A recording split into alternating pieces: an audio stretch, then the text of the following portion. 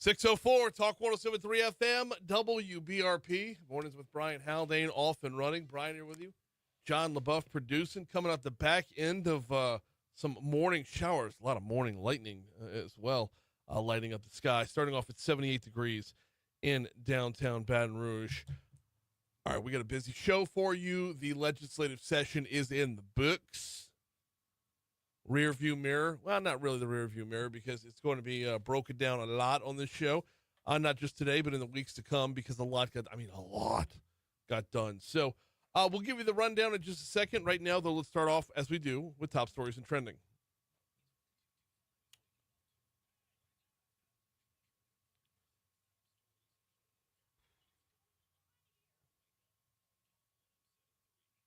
Number 5. Florida Lee Pizza's coming back this fall as the property has been sold. Bighorn River LLC bought the building, the recipes, and just about everything else. They plan to use historical tax credits to restore Florida Lee to look like it did when it first opened back in 1946. Number 4. At the last school board meeting of the 2024 to 2025 school year, EBR School Board approved new start times for 6 schools within the district and also approved the budget for the next school year. These 6 schools included for the pilot program, they include Capitol Elementary, Capitol High, Glen Oaks Park Elementary, Melrose Elementary, and Marydale Elementary. The middle and high schools they're going to start later at 8:50 a.m. then end at 4:05 p.m. The elementary schools will start a little earlier at 8 a.m. and they will end at 3:15 p.m. Number 3. While it's been in use since last month, the official opening of the College Drive Flyover project is done, complete after a Thursday ribbon-cutting ceremony. The completed flyover now provides more direct access to college for westbound drivers on both 10 and 12. Number 2. 2 elderly people were found dead Thursday in an apparent domestic murder-suicide that happened along Boone Drive. This according to East Baton Rouge Parish Sheriff's deputies. They were dispatched to the home around 10:30 a.m. where they discovered 2 bodies identified as Donald Buller, 85 years old, and his wife, 79-year-old Leah Buller. Deputies said evidence indicates that Donald Buller shot his wife before shooting himself. Number 1. There was a huge crash yesterday over on the Atchafalaya Basin, and things took forever to reopen. The headline read, well, actually, the whole story read, I-10 westbound finally reopened at mile marker 120 over the Atchafalaya Basin after a crash. The reopening came, I guess it was around 5:30 in the evening, like right in the heart of afternoon drive. So, I mean, it's over the Atchafalaya Basin, so you have to be traveling from Baton Rouge to Lafayette. But that wreck was nasty yesterday and jammed things up for quite some time.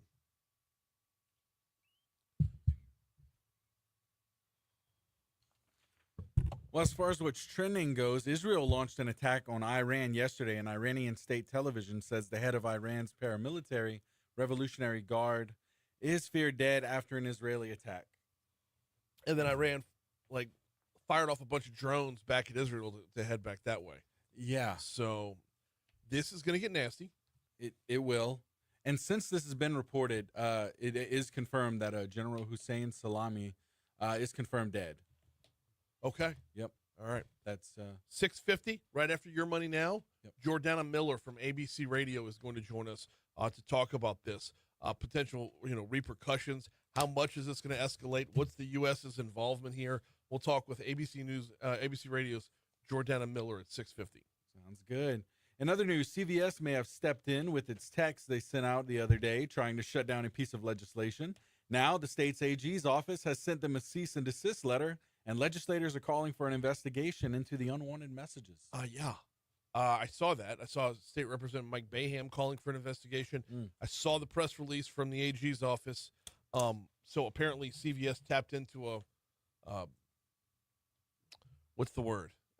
Unsolicited and unwanted, sending out unsolicited and unwanted messages. Yeah. And the bill died anyway. So, I mean, I guess you could say it might have been worth it from their standpoint. Possibly. But now where does this go next? That's the part that I'm curious about. That's what we want to know. Hey, with the Tigers in Omaha, one eye will be on the field and the other eye will be on the Rocco's Jello Shot Challenge as LSU has a reputation to uphold and a record to break. They do. What was the number last year? Do you remember the number last year? Oh, man, off the top of my head, no, I don't. All right. I got to pull it back up again. I had it all up here, and then I went to go do something else. Going to be difficult to break the record, though, for sure. And I tell you what, if you're watching on Facebook Live and you know the number, post the number up for me. But LSU is out in the lead already. So. Oh, man.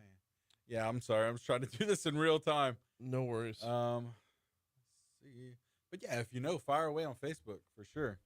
Here we go. 68,888. Oh. Yeah. And that 8888, of course, Yeah. Gordon McKernan being the big buyer last year. So 68,888 was LSU. And I mean, the next closest out there, I want to say, was like Wake Forest had 7,600.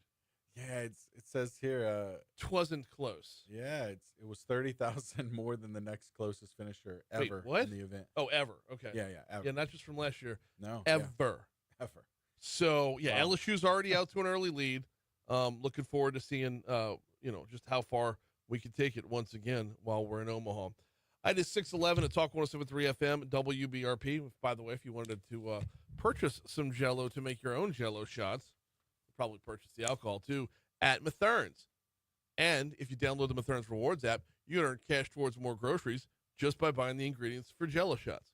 You can earn cash towards more groceries with basically whatever you buy while you're at Mathern's. You also get to take advantage of some of the awesome deals they have out there every single week. They put the deals right there on your phone where you get the latest like bone-in cowboy ribeye, $13.99 a pound. The latest like pork spare ribs, $1.69 a pound. Chicken breast, $1.29 a pound. Manna sausage, $6.99 a package. I kind of want to fire up the grill now. They've got the weekly ad is in there. The deals of the week are in there every single week, and of course, like I said, earning cash towards more groceries every time you shop. You can't go wrong. It's good at all three locations: downtown on 3rd Street, in the Nicholson Gateway Shopping Center directly across the street from Tiger Stadium, or on Highland Road just west of Kenilworth. It's Mathern's.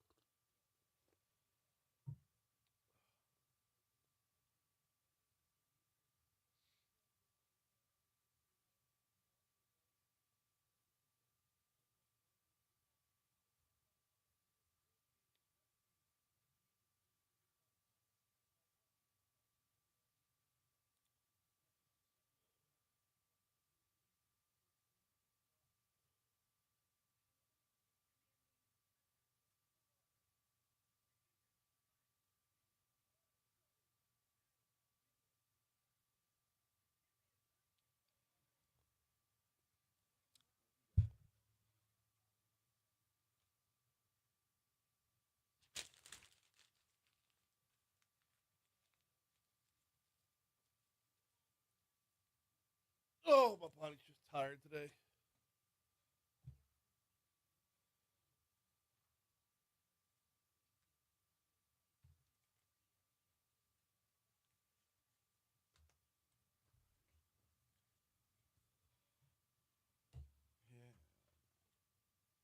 Yeah. Let's see.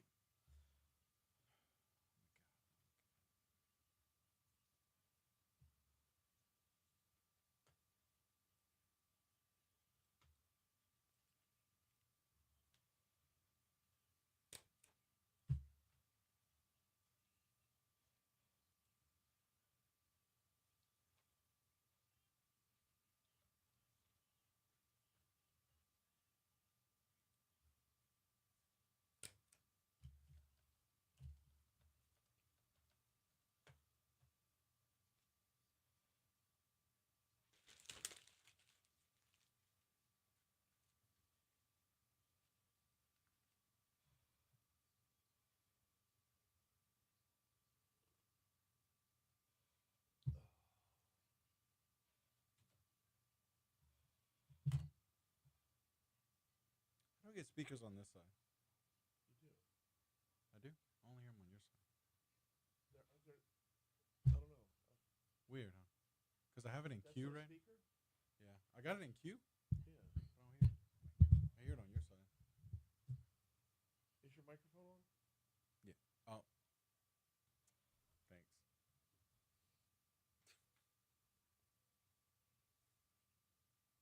Which is why I usually keep it off when I do this.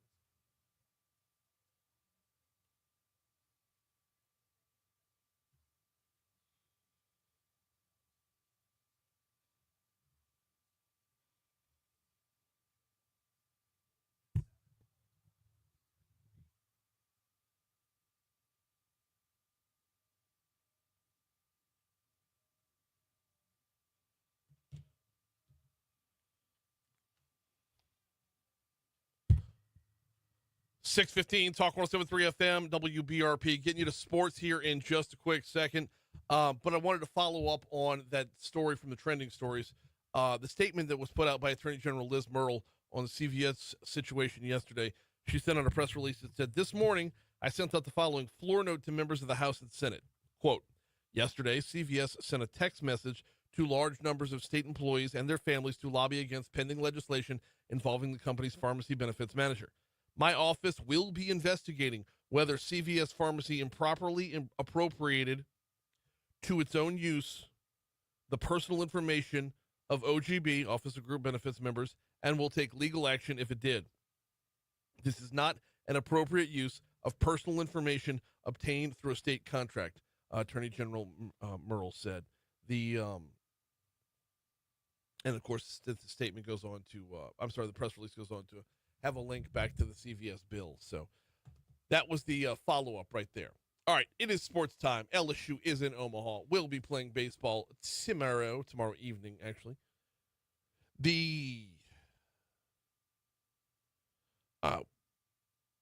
One of the things to look out for in Omaha is how are the bats going to respond after leaving the box from 2 straight weekends, right?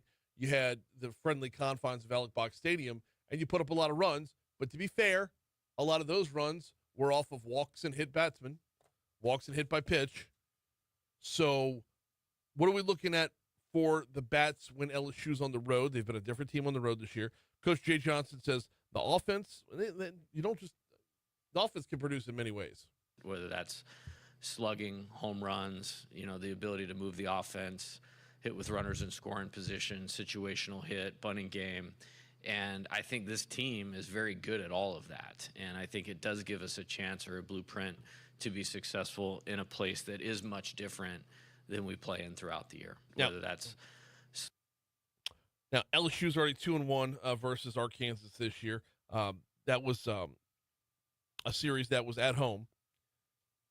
It's a 5-4 10-inning win, where Arkansas ace Zach Root is going to return to the mound for get his revenge, if you will. Root has an 8-5 record overall with a 3.59 ERA, 119 strikeouts in 17 starts. LSU first baseman Jared Jones, the Bear, he says the Razorbacks have one of the best pitching staffs overall in the country. They pitched pretty well. I think we got to them on Saturday, though. And so that's going to give us a lot of confidence going into the weekend. And then just sticking with it, we understand that, there's going to be some times or some innings where we don't score. And maybe we, had guys on base and we left them on. But we just got to stick with it, keep taking quality at bats and getting the next guy to the plate. And one of the things you want to avoid, obviously, is the loser's bracket. Battling back gets tougher. And you end up having to play 4 straight days worth of baseball. That is exactly what LSU had to do on their road to the 2023 championship.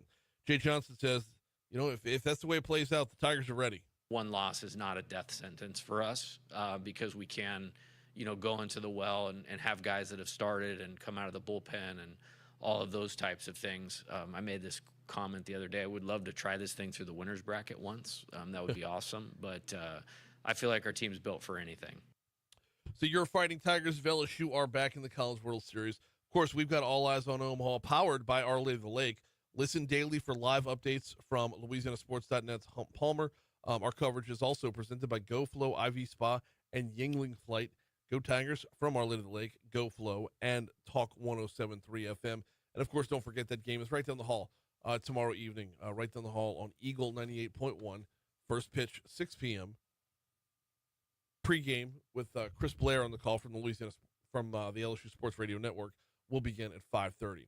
All right, we're coming up on the Fox Business Report. After the Fox Business Report, we'll start to dive into a little bit of the legislative session coverage. We got a lot of audio from the last day or so. Got 10 seconds here? Okay. Let's push pause on that. We'll stay on time. Quick check of the Fox Business Report. Then I'll check traffic, and we're back at it on Talk 107.3.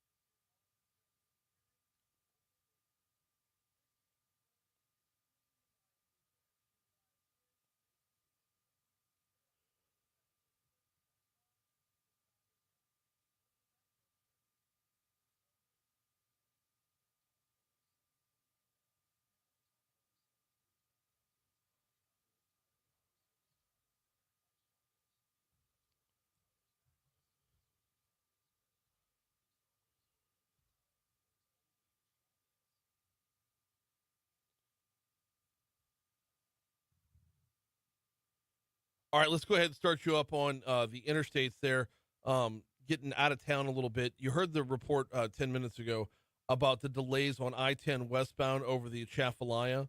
It is the delays aren't that bad. I mean, it's not stopped completely. You are going to slow down a good bit if you're heading towards Lafayette this morning. You might want to budget a little bit of extra time. It's not enough to make you want to completely reroute, though. So just give yourself a couple of extra minutes. Here in town, we are looking at what's pretty smooth sailing on 12 westbound coming in from Livingston Parish, smooth sailing on 10 westbound coming in from Ascension Parish, and then 10 eastbound coming back across from westbound Rouge looks good, as does I-110 and both bridges.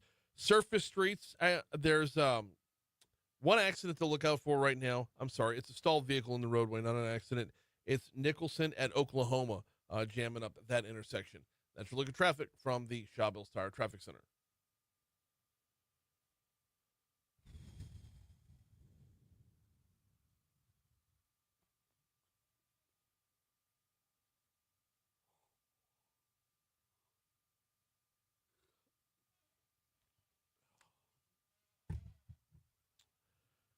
Israel attacks Iran. Iran fires back with drones. What does it mean? What's it going to look like? How's it going to escalate? Talking with Jordana Miller from ABC News Radio at 6:50 this morning. Also on the rundown, a lot of breakdown of the legislative session. Gifford Briggs is with the American Petroleum Institute. Let's talk about oil and gas. Let's talk about carbon sequestration. Let's talk about how, with primacy on carbon sequestration, do we make sure we're moving the state forward? And how do we make sure we're doing so safely? Gifford Briggs, 7:15. Caroline Roemer, talking charter schools at 7:35. Actually, talking all schools at 7:35. What came out of the legislative session on an education front? We'll talk with Caroline at 7:35.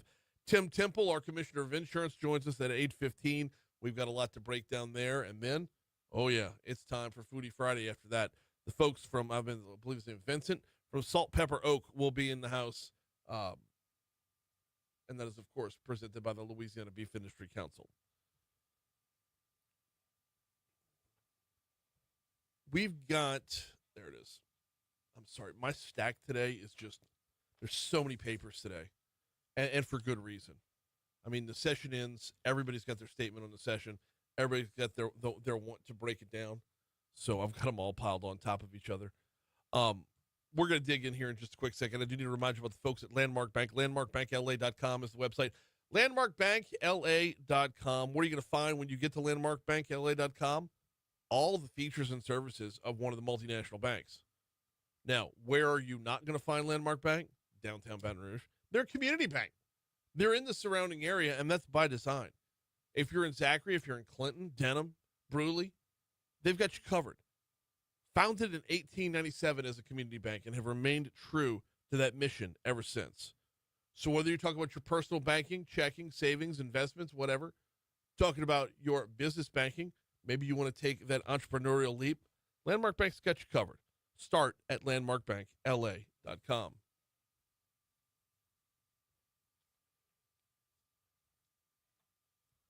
$46 billion budget gets approved yesterday.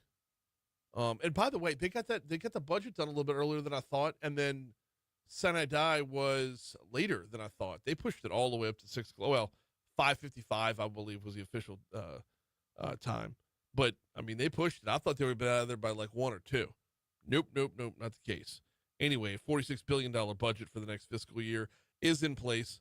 The spending plan, however, one of the bigger misses that we've talked about with a number of folks so far, and what we'll talk about with Caroline Roemer as well, is the $93 million that Governor Landry wanted for the Louisiana Gator program. Now, this provides parents with state money to pay for private school tuition. House Appropriations Chairman Jack McFarland, the guy who penned HB1, a.k.a. the budget, says that most of the families that applied for Gator funds, they've already got their children attending a private school. We have to recognize that of the 40,000 students that applied, 30,000 are already in private schools. We have to recognize that. And, yeah, they might already be in private schools. That does not mean we don't want to help someone out, right? Look, I'm completely biased on this because my kids go to Catholic school. I pay for that. I work extra for that. My wife works extra for that.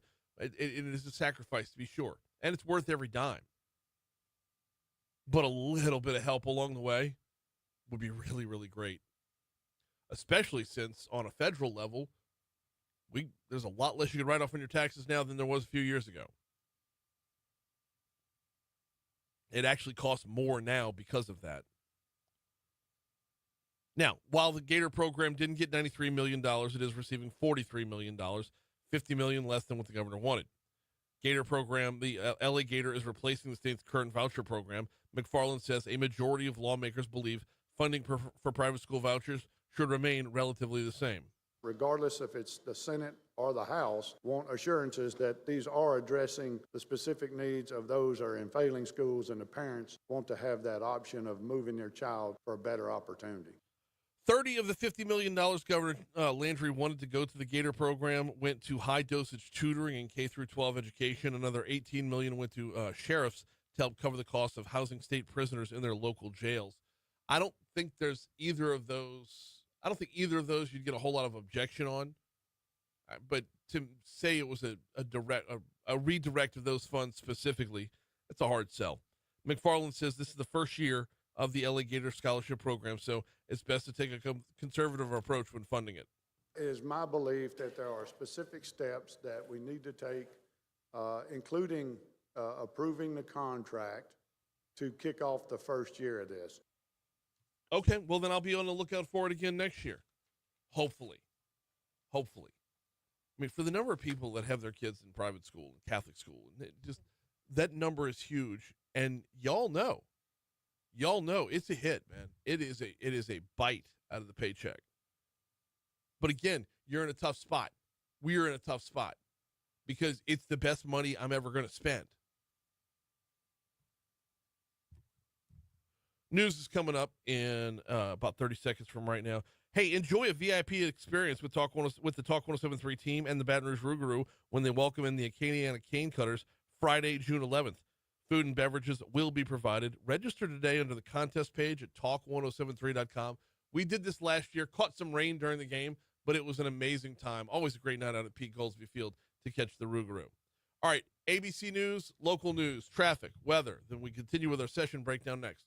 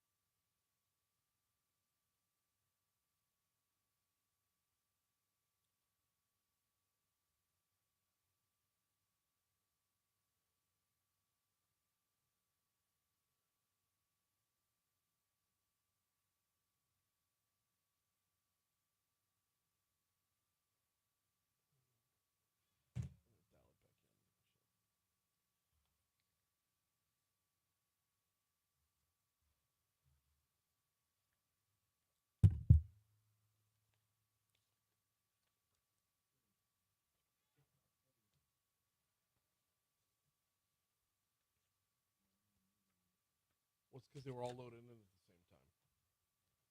So they're all assigned the next number along.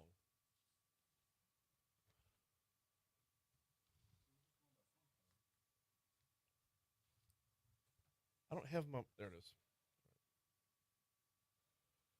638 Talk 107.3 FM WBRP. Mornings with Brian Haldane rolling right along. All right. Let's continue to the breakdown as the session concluded yesterday. The 2025 regular legislative session wrapped up.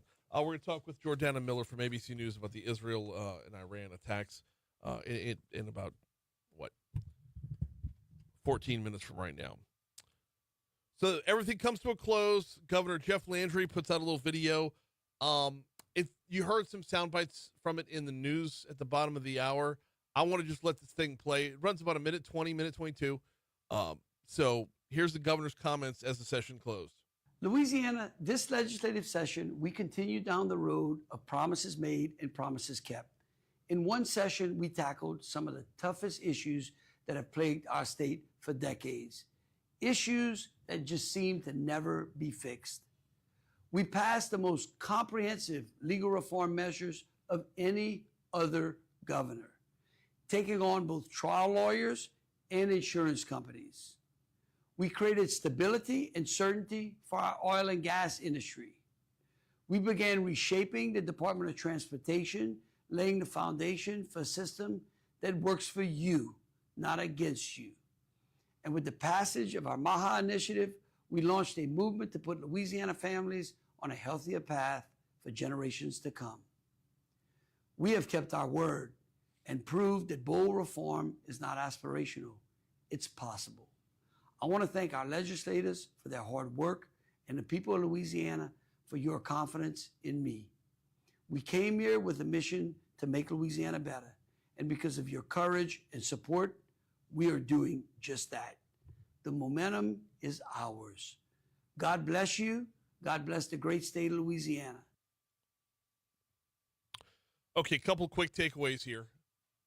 Yes, he mentioned promises kept a couple of times. And yeah, you're going to hear a lot of harping on the bill that got vetoed, SB 111 that got vetoed by Alan Seabaugh. It would be very easy to harp on that one thing.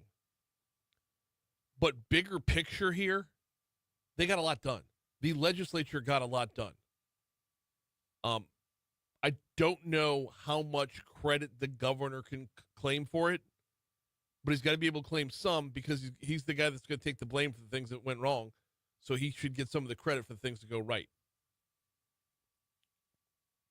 That being said, though, the bills that got passed on the insurance front, I mean, those are all bills that, that was Tim Temple's package of bills.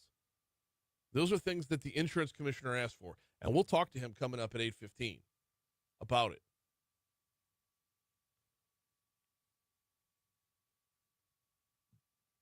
But with that, I think the question still remains, and the governor told us on this show 2 weeks ago. Oh, I never did send you that cut, did I, John? Oh, my bad. Okay, sorry. The governor told us on the show 2 weeks ago. I said, do you believe that the work on the insurance front, do you believe that was enough to get rates to be lowered? And he said point blank, yes, I do. That's not going to happen overnight, but it is going to happen. Okay? I will take you at your word that enough got done on the insurance front for our rates to be lowered. That's all we wanted. That's where the rubber meets the road. Everything else is passing papers around and casting votes and whatnot. When I see lower car insurance premiums, that's when this session becomes a win. The Department of Transportation stuff we haven't really dug into a whole lot. He did talk about revamping the Department of Transportation. It hasn't really been a topic that much because everything else was we're all bigger topics. I'm sure we'll get into it at some point along the way, but I find it odd that when you've got a minute 20 worth of audio, that somehow made the cut. It was budget, it was insurance, it was piecemealing back together CA2, which failed at the polls, and a handful of other things. One more on the same note, though, from the governor, is that, John, can you do me a favor? I'll tell you when to stop it. I want you to play it one more time. I'll tell you when to stop it. Louisiana, this legislative session, we continue down the road of promises made and promises kept. In one session, we tackled some of the toughest issues that have plagued our state for decades, issues that just seem to never be fixed. We passed the most comprehensive legal reform measures of any other governor, taking on both trial lawyers and insurance companies. We created stability and certainty for our oil and gas industry.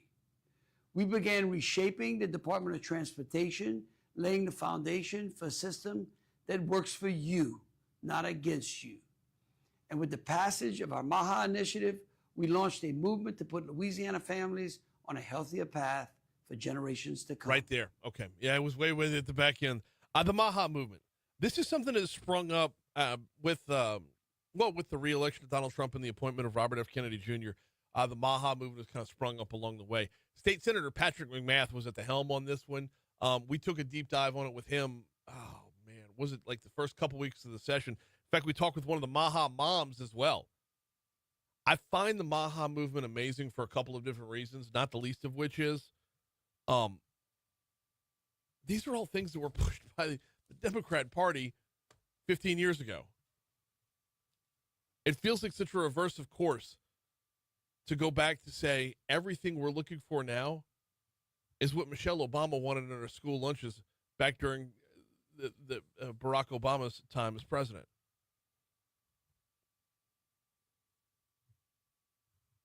I don't know. It's hard for me to separate the two. While we're talking about the session, Barry Irwin, he's the Leaders for a Better Louisiana Chief Policy Officer, Barry Irwin. He was sounding off on the session, talked with our news partners over at Louisiana Radio Network.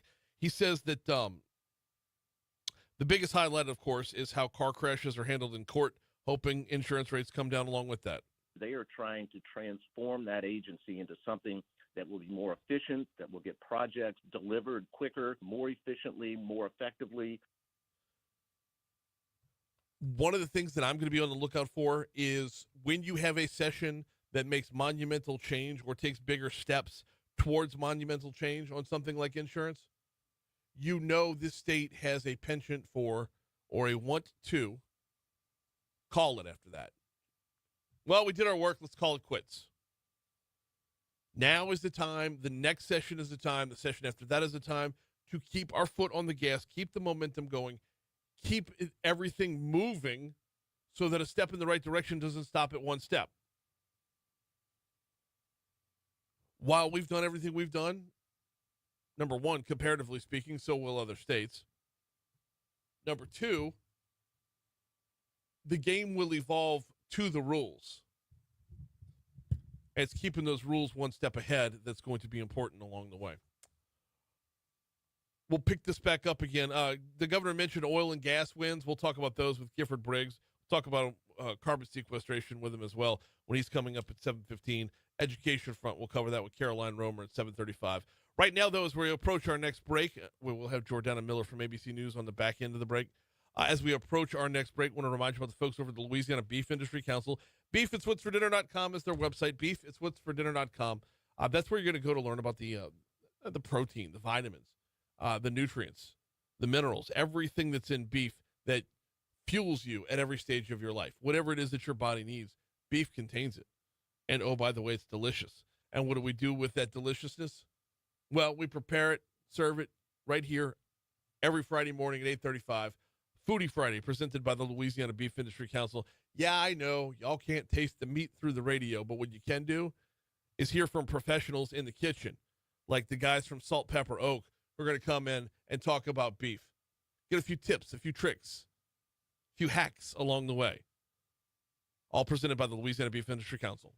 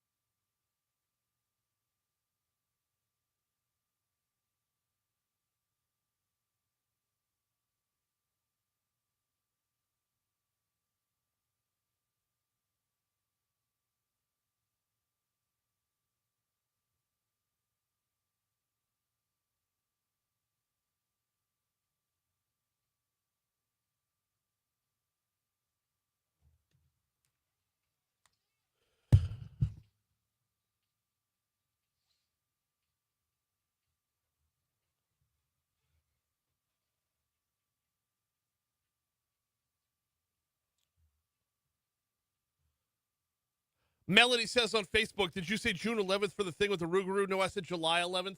My apologies if June came out of my mouth. It's July 11th for the Rougarou. Yeah, that would have been going back in time, to be sure. All right, major world news going on as Israel takes military action against Iran. Iran turns back around with drones. Joining us now to break it down is Jordana Miller, ABC News correspondent. Jordana, welcome to Talk 107.3. How are you? Well, it's been a long morning, right?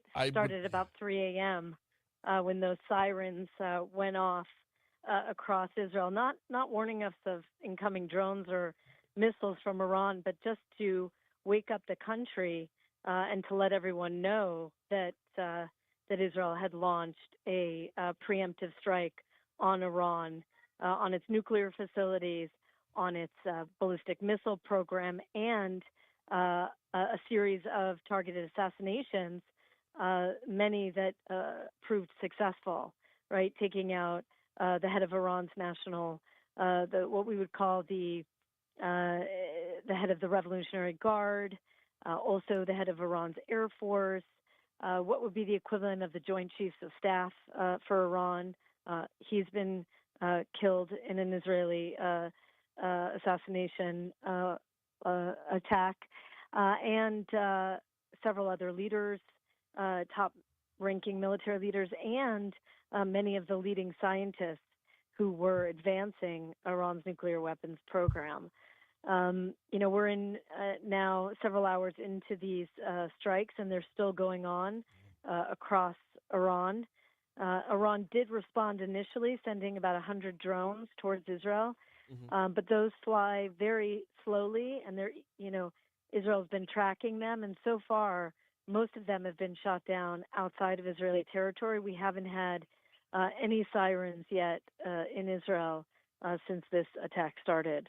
Talk with Jordana Miller, who is in Jerusalem, by the way. Tell us, like, the feeling on the street is what right now? I mean, is it about to hit home here for them? Well, I can tell you it's very eerie here today. Yeah. Not a lot of people out. I can hear all the children of my neighbors and my own children who are, having a hard day because they're not in school and they were woken up, and some never made it back to sleep. And there's, a lot of people texting me, worried. I can tell you that all my neighbors have restocked their safe rooms and their bomb shelters, as I have done as well. And everyone has their kind of plan, where they're going to go and what they're going to do when the first major siren goes off here.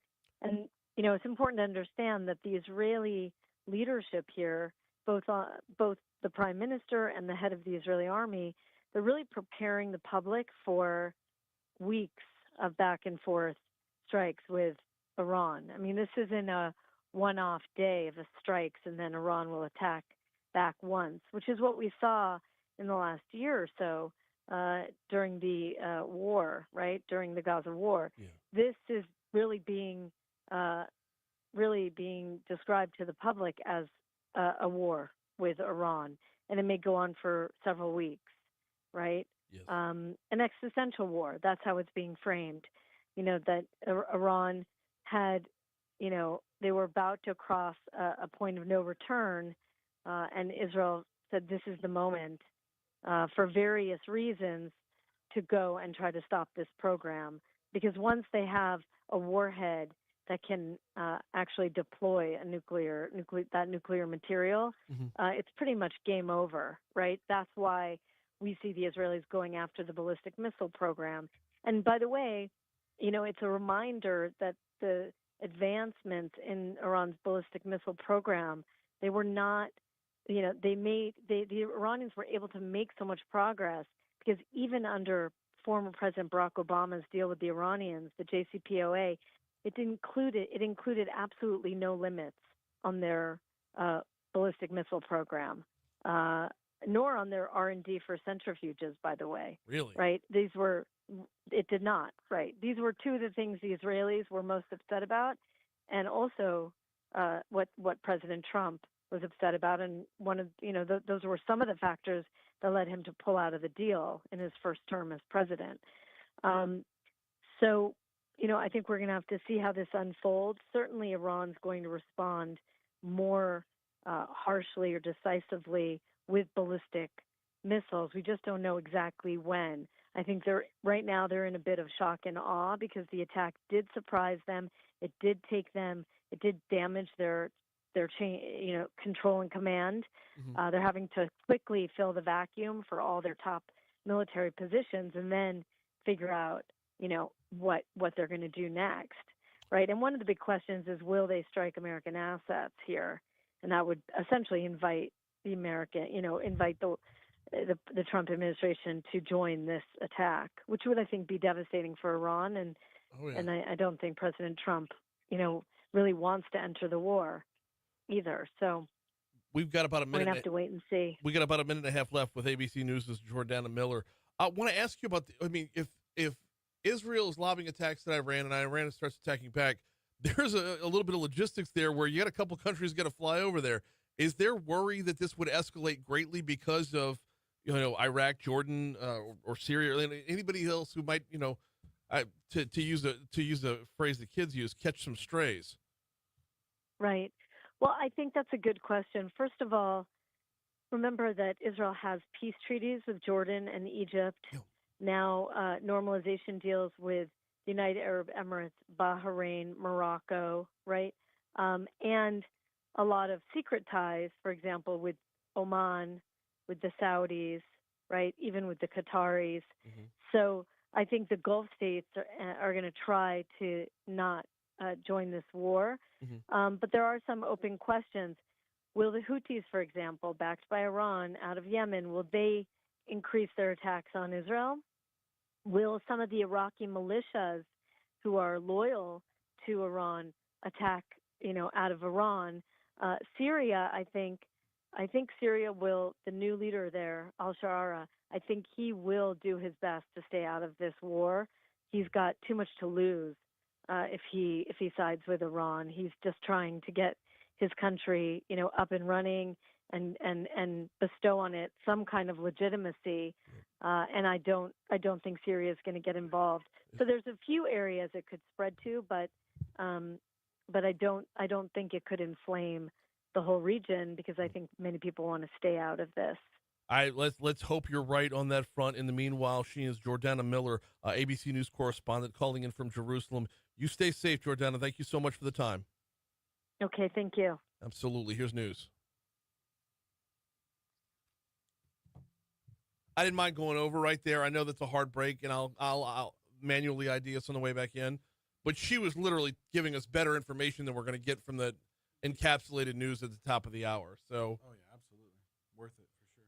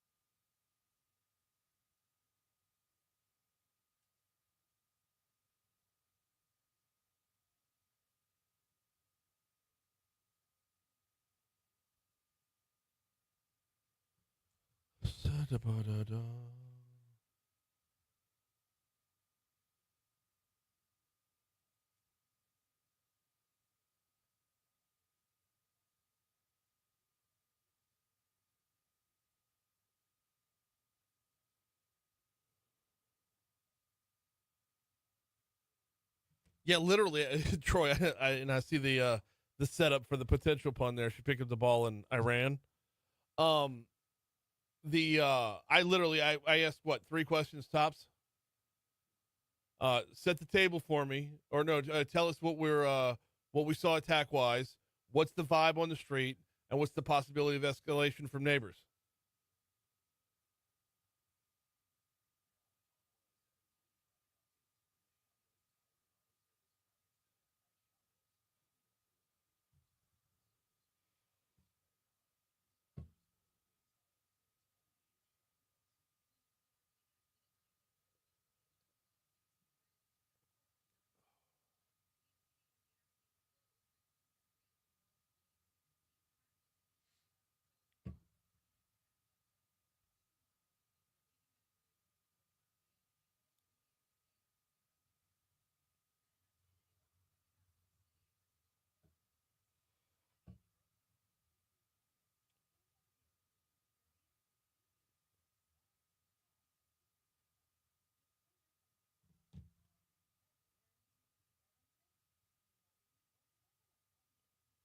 No buffalo.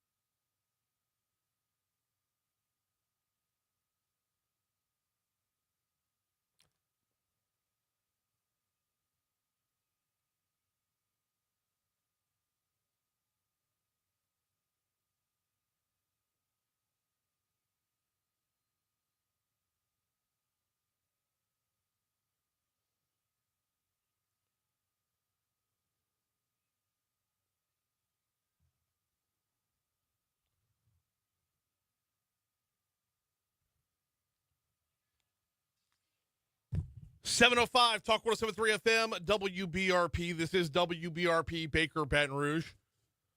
Missed that top of the hour ID right there. It's we call it in the business a hard break, and I totally bought. Well, you know what? No, I'm not apologizing.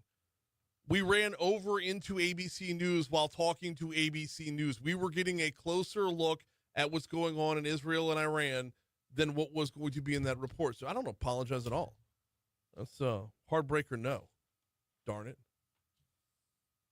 Busy second hour coming your way. Gifford Briggs from the American Petroleum Institute joins us in just a little bit. And Caroline Roemer talking education later on in the hour. But, oh, man. I'm sorry. I'm still trying to, process everything that Jordana just said. I mean, she's in Jerusalem. And not just, as an embedded reporter. She's living there. Her family's there. Her children are there. I know we're going to talk legislative session a whole bunch, but talk to me over on Facebook Live, brought to you by Lake Urgent Care. Talk to me over on Facebook Live about if you think this is going to escalate into something much, much bigger. If you heard Jordana right there as we're going into the top of the hour, there is the potential that this could involve, if Iran attacks U.S. assets, boom, we're in it.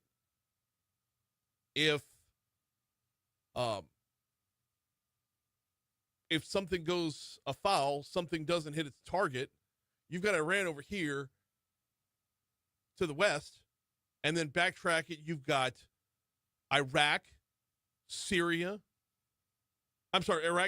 just north of that, Syria. And there's a lot that can go wrong along the way where if you miss an intended target, there's a lot that can go wrong along the way that causes these things to escalate. I'm not trying to predict a world war here, but man, there's got to be a serious level of concern.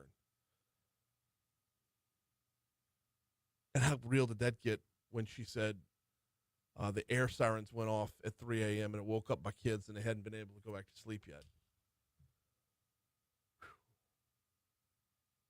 Well, there, but for the grace of God, where we live here, I'll count that as my Father's Day present right here. The blanket and security of living in the United States being removed from that level of, like, to be able to have that kind of peace of mind, to be able to have political squabbles over car insurance. I'm sorry, I'm down a rabbit hole here. Let's get back on track. It's hour 2. Brian here with you, John LaBeouf producing. Top stories and trending. Let's go.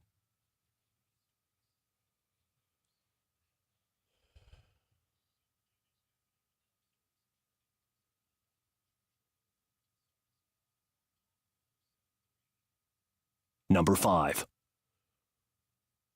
About 6,600, excuse me. About 6,600, more than 6,600 Entergy customers were without power yesterday afternoon following a storm that lasted about 3 minutes. I mean, the storm was over the second it started, but you saw wind gusts roll through, quick swaths of rain roll through, and power outages were Westminster, Inniswald, Sherwood Forest neighborhoods. There was just big old chunks of red scattered across the map, and it took a good minute to get everything back up and running again. Yesterday, according to our news partners at WBRZ, yesterday, 2:50 p.m., 6,666 customers were affected by the outage. It was about 2 hours later, 2.5 hours later, where everybody was back up and running. Number 4. Florida Elite Pizza's coming back this fall as the property's been sold. Bighorn River LLC bought the building. They bought the recipes. They bought the grease that's all up in the building. They bought the dim lighting. They bought. Did they buy the rude staff as well? They bought it all, and they plan to use historical tax credits to restore the Government Street location to look like it did when it first opened in 1946. Number 3.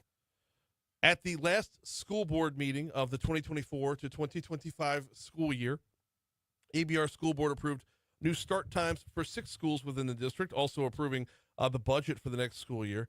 The 6 schools included for the pilot program include Capitol Elementary, Capitol High, Glen Oaks High, Glen Oaks Park Elementary, Melrose Elementary, and Marydale Elementary. The middle and high schools will start a little bit later, 8:50 a.m. They'll end at 4:05 p.m. The elementary schools will start earlier at 8 a.m. and end at 3:15 p.m.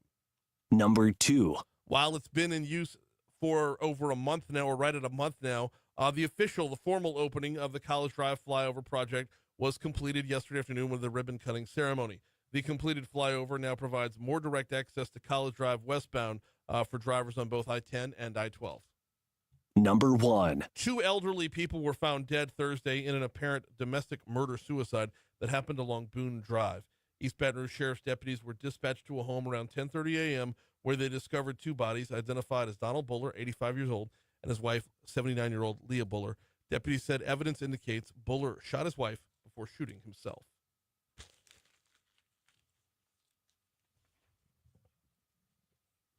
What's trending there, John? Well, of course, at the top of this list, the Israel launched an attack on Iran yesterday, and Iranian state television says the head of Iran's paramilitary Revolutionary Guard is dead after an Israeli attack. And you heard? Oh, good. Yeah, I was going to say it was feared that he was dead, but yeah, upon some research here, it looks like he is. Research. You listened to the last segment. That's all the research you needed right there. But I mean, Jordana's in it, man. I know, but I guess I meant because I did do some research before in the first. You did. That's what I meant. You did, but she added to it a lot. She did with the number of scientists who were targeted as well. Yeah. Like anybody involved with the nuclear program had a target on their back. Yeah. Man, I'll be hard pressed to believe this is not going to escalate. It's just unfortunate. Yeah. I mean, terrible. Yep. In other news, CVS may have stepped in. It may have stepped in it with the text they sent out the other day, trying to shut down a piece of legislation. Now, the state's AG's office has sent them a cease and desist letter, and legislators are calling for an investigation into the unwanted messages. So the bill that they were trying to stop, it was stopped. That bill died. Other PBM, pharmacy benefit manager, other PBM legislation did get passed, but that particular bill that they were looking at, that one was shut down or did not make it across the finish line before the end of the legislative session. As for CVS stepping in it, Liz Murrell put out a press release that said yesterday, CVS sent a text message to large numbers of state employees and their families to lobby against pending legislation involving the company's pharmacy benefits manager. My office will be investigating whether CVS Pharmacy improperly appropriated to its own use the personal information of Office of Group Benefits members and will take legal action if it did. This is not an appropriate use of personal information obtained through a state contract, according to Attorney General Liz Murrell. So get ready for legal action. Yeah. And I want every brief that's written on this to be printed on a CVS receipt. Yeah. There we go. Yep. That's how we do it. And a little more lighthearted news here. With the Tigers in Omaha, one eye will be on the field and the other eye will be on the Rocco's Jello Shot Challenge, as LSU has a reputation to uphold and a record to break. That record, 68,888 Jello shots consumed in 2023 by the Tiger faithful. You will recognize that 8888 on there. That'd be the last four digits of Gordon McKernan's phone number. He was responsible for buying a slew of them. Todd Graves bought a whole bunch. It's a lot of Jello, man. There's a lot of Jello. That it is. I've got to wonder, like, if you're Rocco's, do you prepare for that? Like, first of all, if Jello's in a box, it's not going bad, right? You could stock up. You could stock up on the Jello shots and just not make them yet. But man, if you're going to eclipse 70,000, call it. I would say let's shoot for 80. But if you're going to eclipse 70, that's a lot of Jello. Tigers play tomorrow night, 6 p.m. on our sister station, Eagle 98.1. John, I know we do birthdays in our This Day in History segment, Yes. but can I take a moment of personal privilege? Please. Okay. I want to wish a very happy birthday to my wife. Christy, good morning. Welcome into the show, and happy birthday, sweetheart.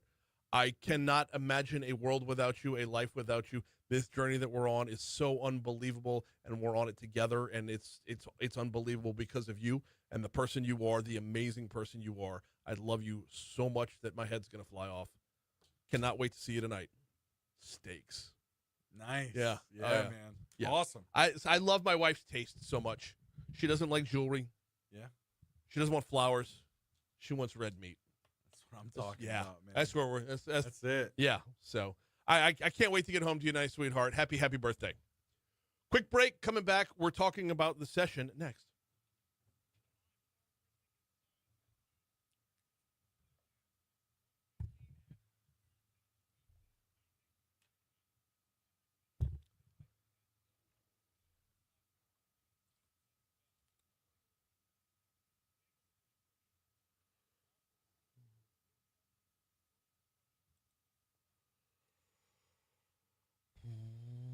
So much better.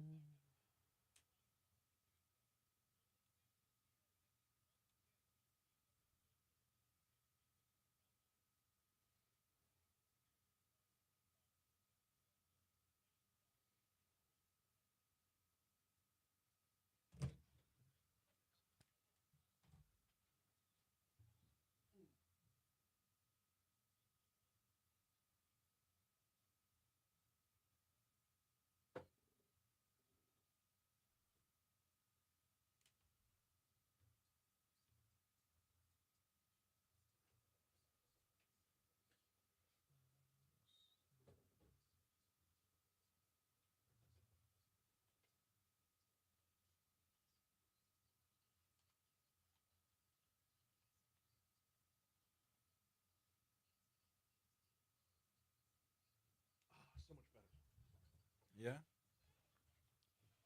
I don't know why it took me until this year to figure out, like, Brian, you can get rid of your coffee breath.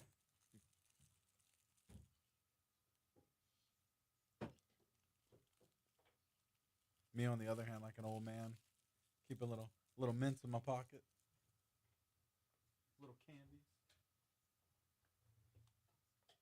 But yeah, it's probably so much more refreshing too. I mean, it's like Yeah.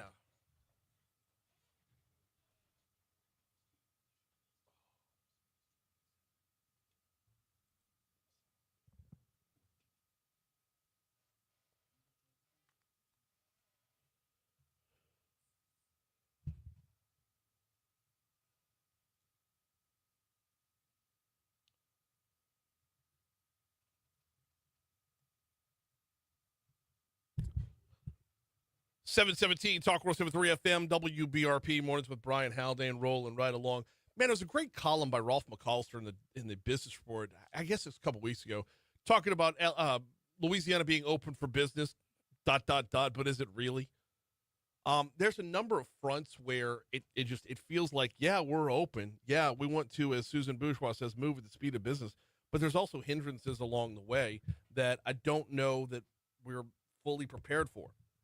As we look back on the legislative session, I want to talk a little bit about what got done on talking about carbon sequestration area and on the oil and gas front as well. Let's welcome back to the show Gifford Briggs. He's the regional director for the American Petroleum Institute. He stopped by a couple times before and hops on right now. Gifford, welcome back. How are you, sir? I'm doing great. I'm just trying to figure out what your strategy is going to be on the steaks tonight. I mean, are we grilling or are we going out? Oh, we're going out, sir. We're going out. There is only one location that can qualify for the missus's birthday, and that would be Ruth's Chris. I don't mind. If she goes petite filet, I go ribeye. Nothing wrong with that at all. No, it is absolute perfection, to be sure. So every time. The legislative session just wrapped up, and I know we've got this open for business, this mantra, this mindset, but I want to talk about, like, are we standing in our own way? Are we, is it 2 steps forward or 3 steps forward, 2 steps back every time we go out there?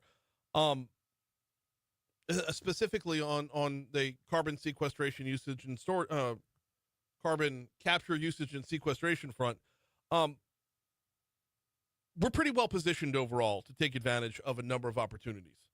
But I feel like there's people that just want to stand in the way of it. Well, I mean, Louisiana certainly had a tremendous advantage 2 years ago when ahead of any of the real energy producing states was granted primacy, certainly 2 years ahead of Texas. And I think many thought that was going to be sort of the beginning of, a lot of real opportunity. And in some ways it has, and we've seen, $20 to $40 billion of announced projects, with Governor Landry even announcing one at the White House with President Trump. All very positive signs, and yet for the past 2 legislative sessions, we have seen additional restrictions and roadblocks put in place that make each and every project more difficult to bring to fruition in Louisiana. Meanwhile, the EPA just announced this week that the final hearing for Texas's primacy is going to be July 24th. And so they're going to have primacy by the end of the year. And all indications is that, their legislature doesn't come back in for 2 years, and they're going to start moving projects and getting permits done and making things happen, which, is not really what Louisiana needed. And it doesn't appear that the state has been able to take advantage of the leadership position that they were in. We're talking with Gifford Briggs from the American Petroleum Institute. You mentioned a project that was announced at the White House, and I'm glad you did, because I don't think this gets broken down to this level very often, Gifford. The project that was announced at the White House is for a steel plant that was coming to Ascension Parish. Hyundai is moving a steel plant here. So I don't know that it gets translated right to say our carbon capture potential, our carbon capture, what we're going to do on that front relates to everything else that comes through town. I mean, you can't have one without the other. Correct. I mean, look, the industrial industry, just whether it's manufacturing or refining, petrochem, you name it, are continuing to look for ways to decarbonize right now. And a major part in those investments is the ability to capture carbon dioxide and emissions and safely store them underground. Right. And, Louisiana, because of primacy, because of the geology, because of the great workforce, and the industrial base we have, is well positioned to be able to do that. But, these announcements are being made understanding what the rules are today. And since that Hyundai announcement has been made, the legislature has passed, rules at the last day of session and new laws that are going to make it more challenging. That's not to say that the projects can't happen, but they will be more expensive. And it does create a level of uncertainty in order to bring those projects to fruition. And, when you look at the administration and President Trump, his approach is, let's cut regulations. How do we speed projects up? and it seems like Louisiana, at least in this particular area, has taken the opposite approach and put more restrictions and more roadblocks and more regulations in the way of the project. Gifford, am I the only one getting this really nasty deja vu about how Texas got built up, Houston got built up, Baytown got built up via gas and oil, via ExxonMobil, where we just completely dropped the ball. We got in our own way.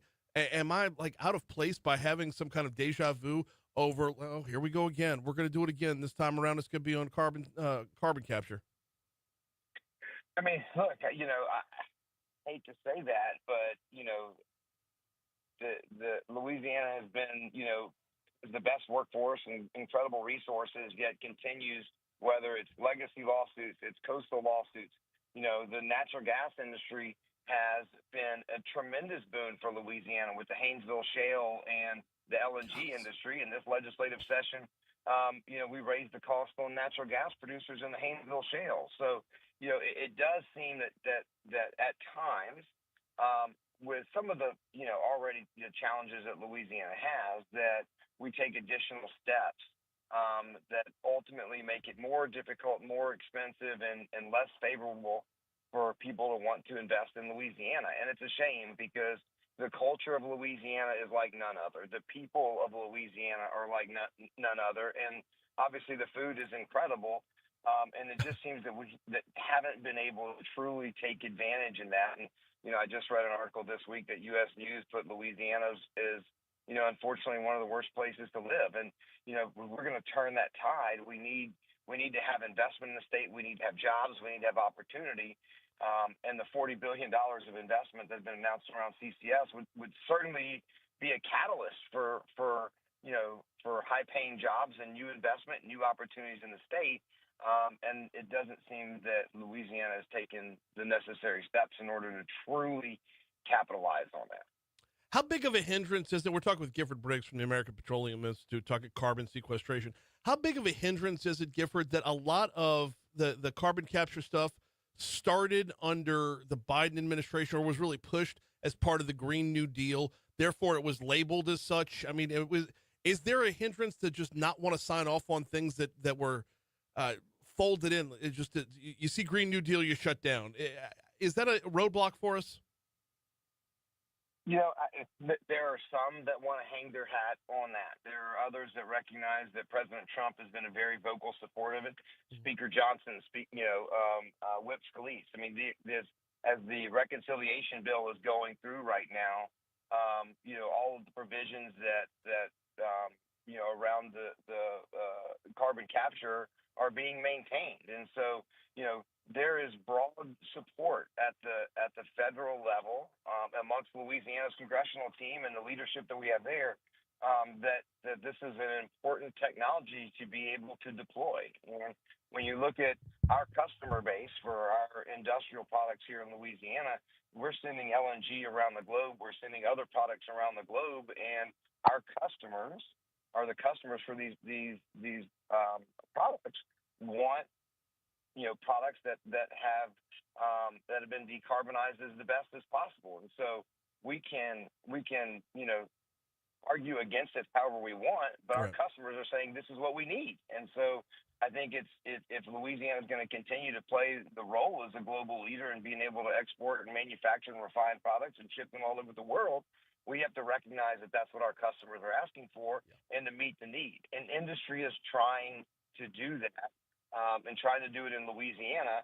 But if the rules keep changing every year and making it more difficult, then they'll begin to evaluate and say maybe Louisiana is not the place we need to be, and we can look elsewhere. And with Texas getting primacy, Alabama applying for it, Arkansas applying for it, Mississippi applying for it, there's going to be plenty of options that don't have the regulations and restrictions in place that Louisiana does, and that's really unfortunate for the state.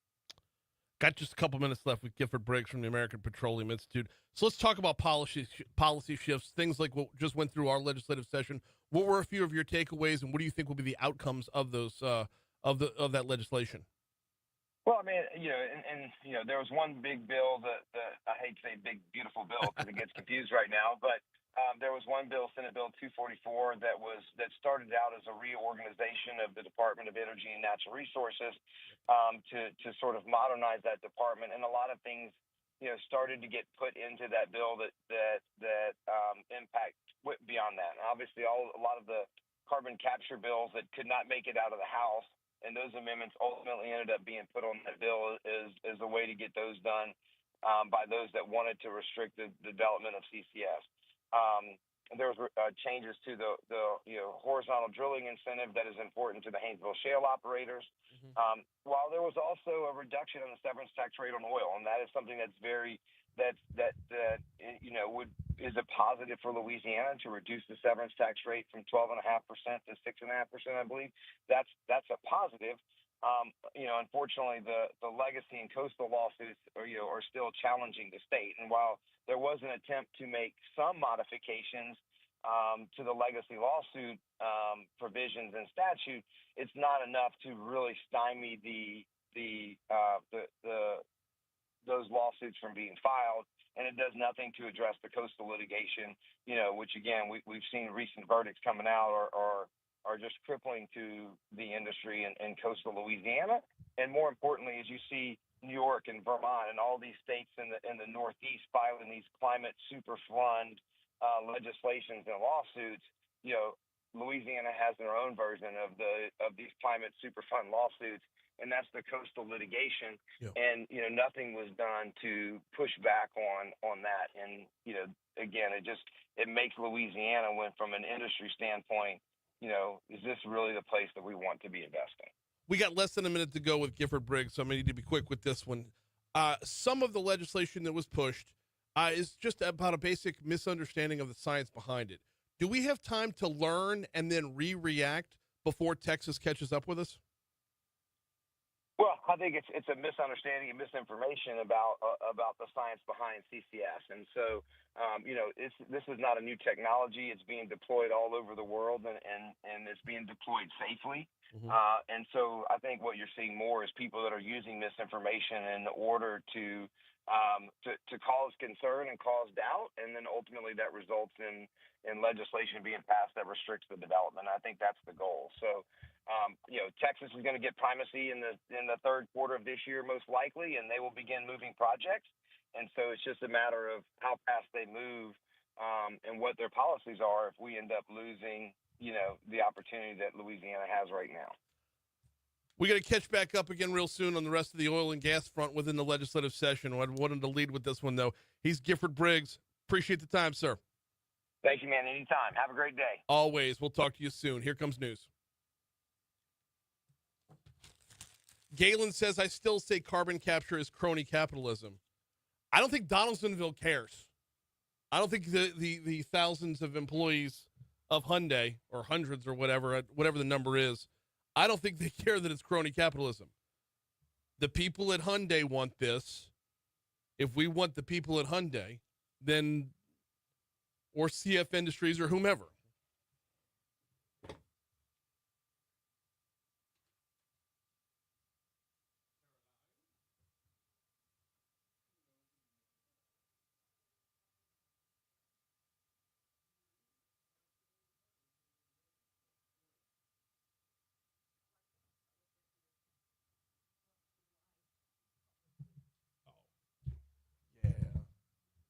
I have the microphone. I should use it for good. Been very, very good. Tired, but just blowing it going. We got our oldest is going off to college. In fact, on Monday and Tuesday, we will be in Hattiesburg for orientation. So she's going to Southern Miss. Just far enough. 2.5 hours.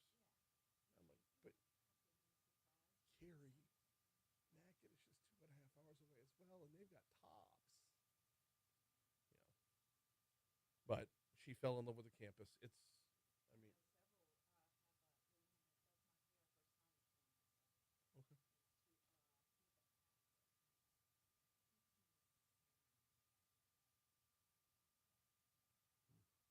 There's a gaggle of them. She's gonna have friends. Yeah.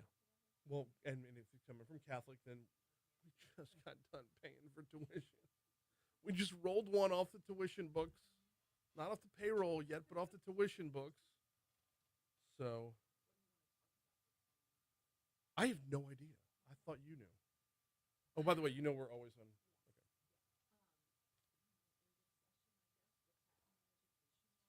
Okay. Okay.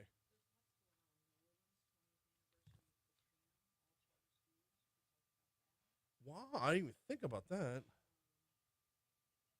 All right, session. Katrina.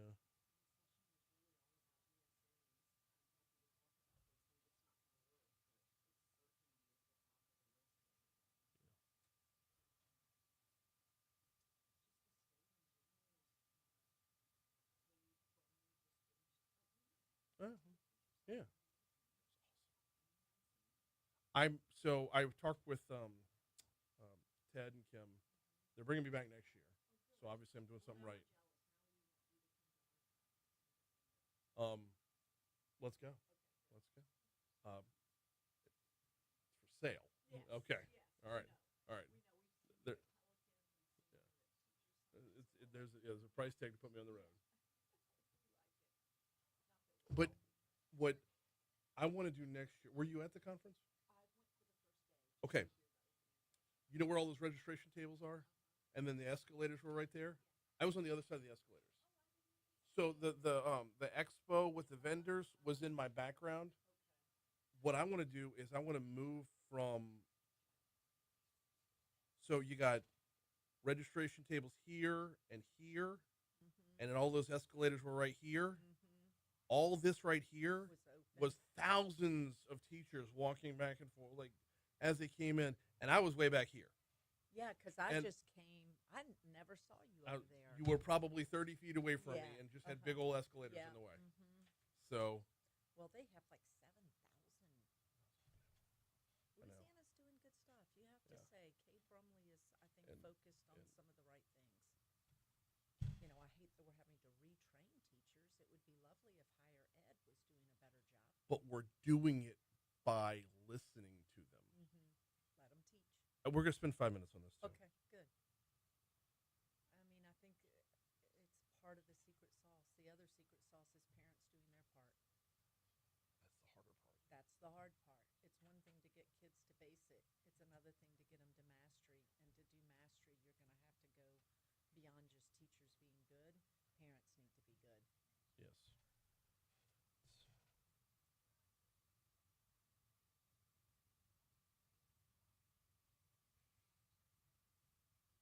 Executive Director of the Louisiana Association of Charter Schools? Of public charter schools. We like to throw the public part in since so many don't know that about us. Your title eats up half the segment. I know. Just call me. Just say I'm with LAPCS. Yes. Charter Association. That's fine. All right. Yes. But thunder's still out there, though. By 9 o'clock, it's going to be clear, like completely clear. The lightning driving over, I live near Pennington, and the lightning coming over here was unbelievable. I mean, huge bullets, but it didn't rain on me. So I live in Sherwood, and I drive Florida Boulevard on in the mornings. And it was gorgeous. Was it? Oh, just because it's such a dark night, and then the lightning just lighting it all up, and just it was beautiful. There's been some amazing clouds the last couple days. Giant, thunder heads.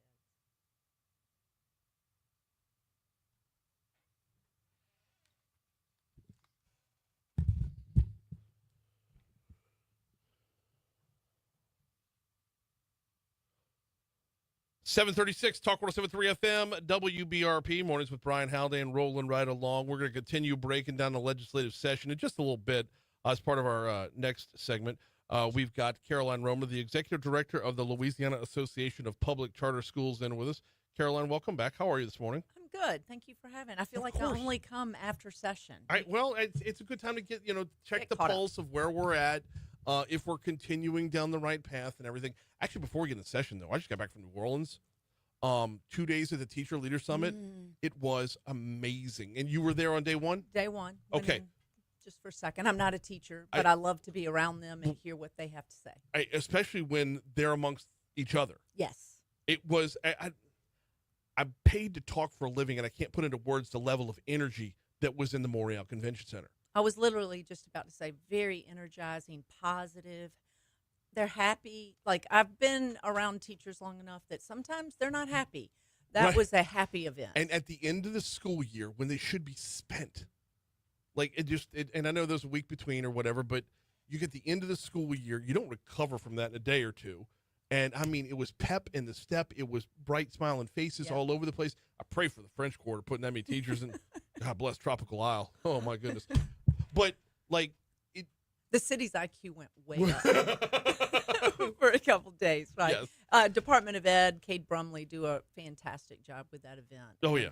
Hundreds of learning sessions, and it's very motivating and energizing to see these professionals come together, and they have something to celebrate. Yes. I mean, they have done some really great 49th work. up to 32nd, depending on which ranking you're looking at. But it's just, and every single person I talked to, every individual that I talked to said roughly the same thing. They listen to me now. They respect me now. The whole theme. I'm not here to carry out orders. Yes. I'm not here to carry out orders. I'm part of the process. And it's amazing when you give someone that level of autonomy, when you raise their voice. I think there's a combination of things going on. Everything from some really strong coaching around instruction. You know, some bristle at being told how to do things, but I think it's been right that Dr. Brumley's focused on literacy and the science of reading and really challenging how we teach kids to read. I think the results are proving that he was right. Yeah. Combine that with hearing from teachers what they need in their classroom, whether that's discipline issues, resources. It's good stuff, really good stuff. And for a long, long time, public education in Louisiana has been at the bottom of every list you don't want to be at the bottom of. People are trying to escape it. And I actually think people should pause and take a moment and hug a teacher and think about public school and the good things that are going on there. Absolutely. Absolutely. Now, buy-in from the teacher's level is one part of the equation. Another part of the equation is buy-in from the parental level. That's the harder part. Yes. It's one thing to take kids from below grade level up to basic, but to get children from basic to that mastery and advance, frankly, that's going to take more than great teaching. That is going to take great parenting and people really leaning in on their responsibilities to have their kids ready to learn. Yeah.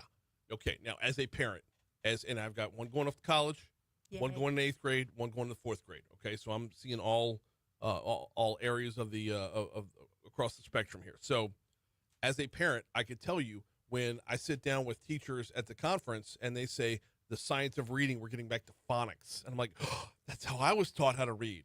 Now I know. I feel like we can get more buy-in from parents the more basic we keep it, the simpler keep it simple. Like, if we're looking for outcome and not process when it comes to literacy and numeracy, you'll get more buy-in from parents because it's like, oh, that's how I learn, specifically with math. I'll sit down with my son's math, and I'm like, I had no clue. You're on your own, kid. I have a 17-year-old, and he does not let me even look at his math. Because they learn it differently. And I'll get you to the same answer. And quite honestly, I'll get you there quicker. But I'll get you the same answer. But my goodness, you got all kinds of... But I think you're right. Getting back to the basics, if you think about, we've been delivering education the same way for 200 plus years. I think it's exciting to think about how the classroom is changing, but at the same time, using some of the very basic things that have worked over time, like science of reading. But, I think about AI. AI is going to completely change how we deliver education.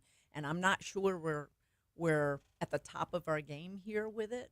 I think there's a lot to learn from it, but I'm really anxious to watch how that impacts our classrooms. The beautiful part about AI is we're never going to be at the top of our game because it will continually evolve. Yeah, but think about how AI can be used for things like tutoring or very individualized learning. Now teachers can use AI to understand what's happening with individual kids Mm-hmm. and make adjustments for each one of those children without having to pull them out of the classroom, get another teacher. Like, it's going to be fantastic, I think. I could not agree more. We're talking with Caroline Roemer about just education overall, but I want to kind of pivot over to the session if we could. What were some of Dun, your... dun. I know. Especially with the LA Gator program. What were some of your takeaways from the session? It was a fiscal session, so most of it was about money. Mhm. And I think what we learned is Louisiana needs more money. Yeah. We could not fund every priority that the governor had or that the legislature had. And so they had some tough decisions to make. And I know many people are disappointed that the Gator program, which for your listening audience was the Education Savings Account program, which would allow families to literally have bank accounts that they could use on education as they so chose. That For was public or private? yes, Yeah. for our homeschooling, private, public, whatever. Mhm. And the Gov had a big ask of like 90+ million, and the legislature said not this year. And so that was a disappointment to some.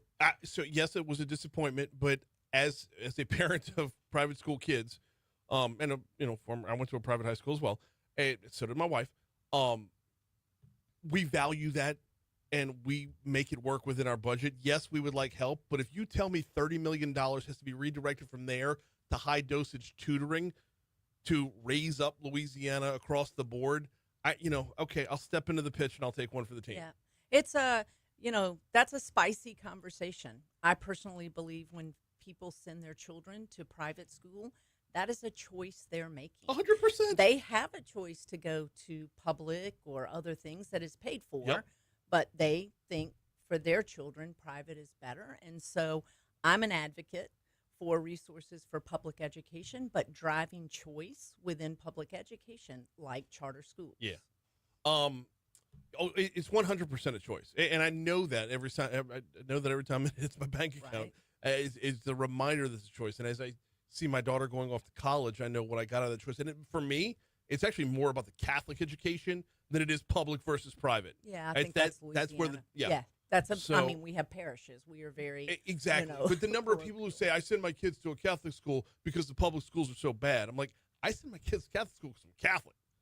And if more people wanted to participate in public ed, it may help that. But I Right. stand by it's a choice. It is. Yep. And I would say, as a state, we're helping pay for a lot of people to go to college. Yeah. The TOPS program. Yeah. So now it's like You now just we keep want on talking TOPS. about money I don't get. Go Well, ahead. and now we're going to do the TOPS at the K-12 level. It's very controversial. When I leave here, there's someone that's listening right now that's probably going to be mad at me. But the bottom line is there's a lot of different needs in Louisiana, and this legislature had to choose their priorities. And for the Charter Association, we're very pleased that they put some dollars again in teacher stipends, in differentiated funding for teachers, and in the high dosage tutoring. We would love for them to come back and look at the MFP, which is how public schools are funded, and put a little more money there, but didn't happen this year, but maybe somewhere down the road.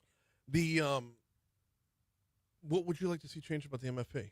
Well, the MFP is a per student amount. It's state money and local money. It's been a decade since the legislature has put any new significant dollars into the MFP. Yeah. And so what we've seen since COVID was a huge influx of federal dollars. And I think those monies have made a huge difference in the results we're getting. And I do think resources matter. I think quality teaching matters, but those teachers also need the resources. And I think we are resource poor, and that we should think about how to better support financially our public schools. The moving from stipend to permanent raise, I think, should probably be one of the top priorities for next year. How do we get there? Again, I think that goes to our priorities, and I think that if you want education to improve, you got to pay teachers, and so you need to prioritize those salaries. And this is one of those ones where we can't live in a vacuum here. There are 49 other states that are recruiting teachers as well. I think the Gov had a good idea, though. The Gov wants to pay down the accrued liability on the teacher retirement system. That will save billions of dollars that I think then can be turned around and districts can spend it on their teachers instead. One of the things that, and I'm going to rewind the clock by a year and a half, the governor's inaugural address, he led with education.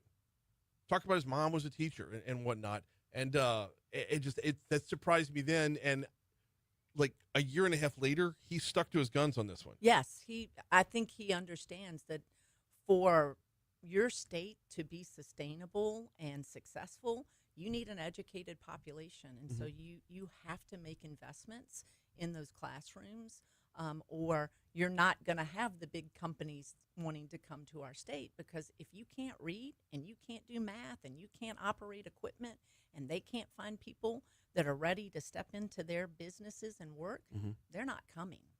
We got about 2 minutes left with Caroline Roemer. On talking about moving from stipend to a permanent raise. Recruiting teachers is always difficult. Dr. Brumley, we were talking about this on Wednesday. Dr. Brumley was mentioning we're still at a shortage when it comes to the workforce end of it. Is it just salary that bridges that gap with the shortage? No, I mean, people go to work at places not just because of what they get paid, but the quality of that work environment. And so I think there's a multitude of things. It starts with listening to teachers. I think that has been really important. Pay is important, as you already mentioned. You know, what's going on in your classroom with your kids? Are they ready to learn? You know, are they disciplined? Like, what's the culture in the building? Yeah. You know, all of those sorts of things. It's a quality of life issue there, not just salary. It all ends up to respect. Yes. You respect with the pay, respect with the autonomy, respect with, if you've got a disruptive kid, you can pull them out of class. Respect with, get rid of the cell phones, like respect across the board, all factors into it. We've got a minute left today, but I want to get you on record as saying you're coming back in about 2 months. We're coming up on the anniversary of Katrina. Yes. August 29th. Katrina was really the launch of the charter schools in Louisiana. Yes. Charters have been around for 30 plus years, but New Orleans put us on the map because they became the only city in America that was 100% charter school operated. When the storm rolled through, it's just, I mean, as much tragedy as came through, some things came out of it on the back end, and this is one of them. It was a devastating catastrophe for many, but if there's a silver lining, I would say New Orleans education is at the top of its game right now. 0 failing schools in New Orleans. Really? 0. It's amazing. Amazing. Okay, so sometime in August, you're coming back on. I would love We'll to. take a deeper dive into how that has evolved from then till now. Couple of missteps along the way, but overall, it's been really, really remarkable. Yes, we can always learn from mistakes and course. do better, but overall, kids are in a place academically that New Orleans has never seen before. She's Caroline Roemer, Executive Director of the Louisiana Association of Public Charter Schools. Thank you so much. Thanks for having me. Here's your money now. Awesome. Sorry, as I was going through, I was intentionally pushing Katrina to the back end, knowing that when we get closer to the actual anniversary, that we dedicate an entire segment to it. Yeah, and there's a guy out in New Orleans that runs, hello, Tim Temple, that runs,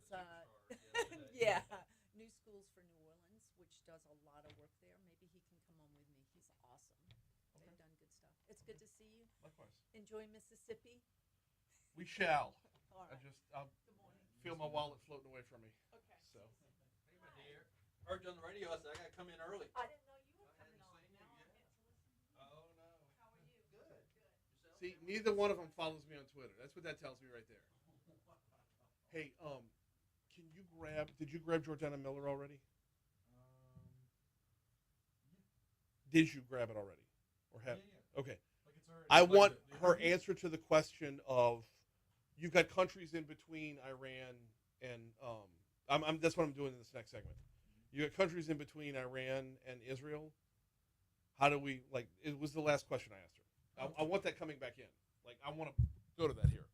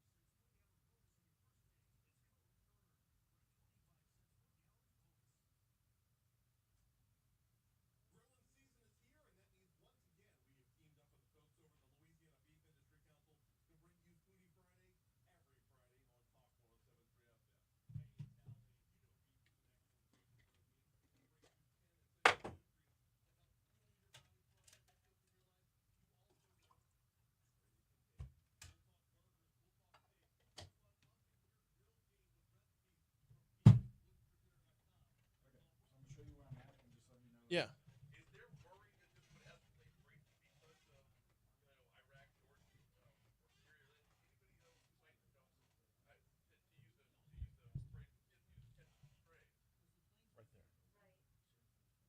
Well, after the right and the pause, but yeah. Yeah.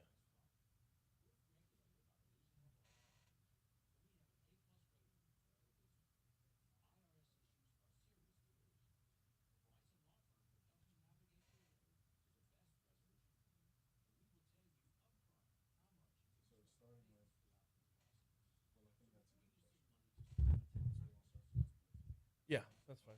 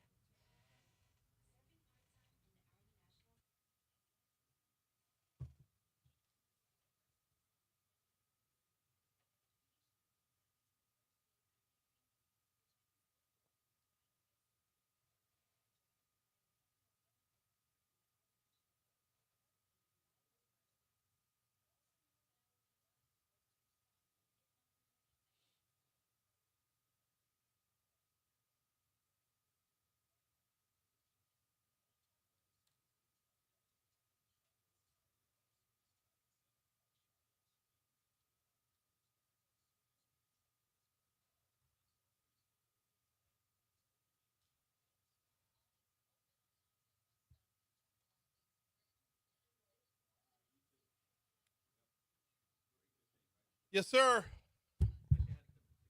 Of course. Of course.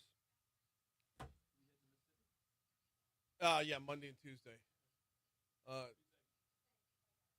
Dixon and Emily are filling in for me on Monday. So I already know it's just gonna be 3 hours of making fun of me. So that's what they do. When I went to I know, I know. Uh, Dixon came up with a remarkably creative name, Mornings Without Brian Haldane. Like, wow, Dixon, knock it out the park, man. How are you not writing for SNL?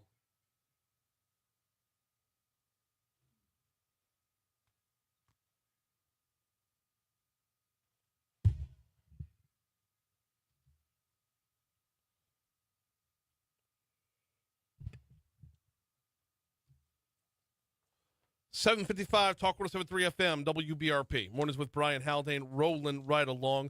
ABC News is going to be coming up in about 5 minutes from right now. And the lead in ABC News, worldwide, that is going to be about Israel's attack on Iran and Iran's response and where do we go from here. Well, actually, they'll just be covering what has already happened, not where do we go from here. Earlier in the show, in the 6 o'clock hour, if you weren't here then, ABC News' Jordana Miller was in Jerusalem. We had her on. The full interview will be available on demand at talk1073.com after we're all done this morning. But I wanted to revisit one piece of that interview where I asked her. We started off by talking about what has happened. Israel has attacked Iran. Iran sent some drones back. The drones fly slowly, so Israel was able to pick them out of the sky like playing duck hunt. She didn't say that. Those were my words, not hers. But one of the things that I asked her about the vibe and whatnot, like how does it feel in Jerusalem right now? Air rates sirens are going off at 3:00 in the morning, and she's not just an embedded reporter in Jerusalem; she's living in Jerusalem. And she told the story about how our kids woke up at 3 a.m. with the sirens, and they haven't been able to go back to sleep, and it's just an eerie feeling across the board.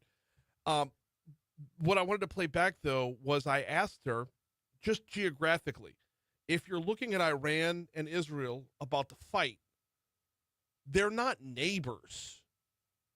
You got to fly over Iraq. You got to fly over Jordan. You got Syria is right next door. You've got, who's to the south? Saudi Arabia gets in that mix as well. Saudi Arabia might be in the flight path. There's a lot that can go wrong along the way here. And if you have, a plane shot down out of the sky, it could be over Iraq's airspace or Jordan's airspace or God forbid somebody missed something along the way. And I asked her about that. What happens when you don't share a border? So it's not just like you're fighting back and forth. There's the possibility that someone could catch some strays. Well, I think that's a good question. First of all, remember that Israel has peace treaties with Jordan and Egypt. Yeah. Now, normalization deals with the United Arab Emirates, Bahrain, Morocco, right? And a lot of secret ties, for example, with Oman, with the Saudis, right? Even with the Qataris. Mm-hmm.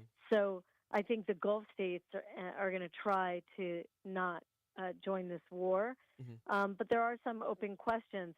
Will the Houthis, for example, backed by Iran out of Yemen, will they increase their attacks on Israel? Will some of the Iraqi militias who are loyal to Iran attack, out of Iran? Syria, I think Syria will, the new leader there, al-Shara, I think he will do his best to stay out of this war. He's got too much to lose if he sides with Iran. He's just trying to get his country, up and running and bestow on it some kind of legitimacy. And I don't think Syria is going to get involved. So there's a few areas it could spread to, but I don't think it could inflame the whole region, because I think many people want to stay out of this. Let's hope you're right. And then when you add to the mix the possibility, she alluded to it in the interview, when you add to the mix the possibility that Iran strikes U.S. assets within Israel, now you got a whole other ball game going on here. I know we're all about to clock out for the weekend and take in some college baseball with LSU in Omaha. I hate to end the week on something so heavy, but man, it's an alarming way to start your day for sure. And that'll be available on demand at talk1073.com after the show's over, courtesy of the folks at Lake Urgent Care. 8 o'clock, here comes news. I'm way bleeping behind on live reads. 3 out of 7.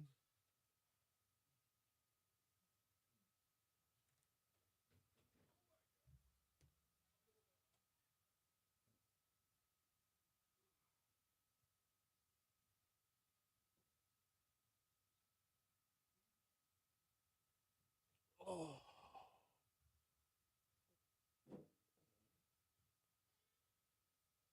Oh.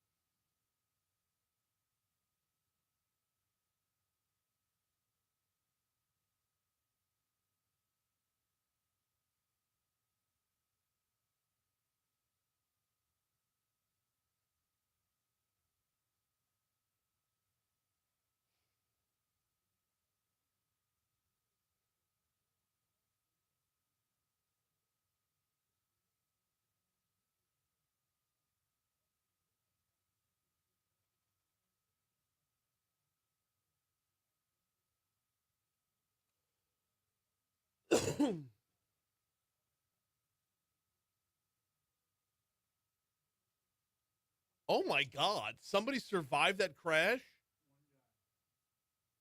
Wow. One guy. His life's gonna suck. I know, right? How do you live with that? You don't. And it's like if you don't. Freaking that happened to Travis Barker. He's the drummer for Blink-182. Happened to him. He was in a plane crash. Only survivor. How do you, like, I don't know. Man, do you find like a newfound purpose in life, or do you just live with so much guilt that it becomes so much guilt, you eventually off yourself. I was about to say that it You don't becomes have the overwhelming. guilt. You're a sociopath. That's exactly where I was going. Is that, does it become too overwhelming to just even deal with? Gosh. Yeah, couldn't imagine that.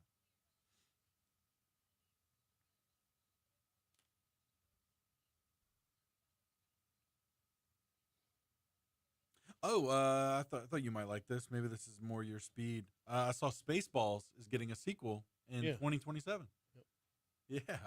And Mel Brooks is going to play yogurt again if he lives that long. Man, I'll be honest. I was surprised he's still alive. Yeah, he's 90. When I saw him at the helm of it, I was like, wait, he's still alive? To see Rick Moranis in something again would be amazing.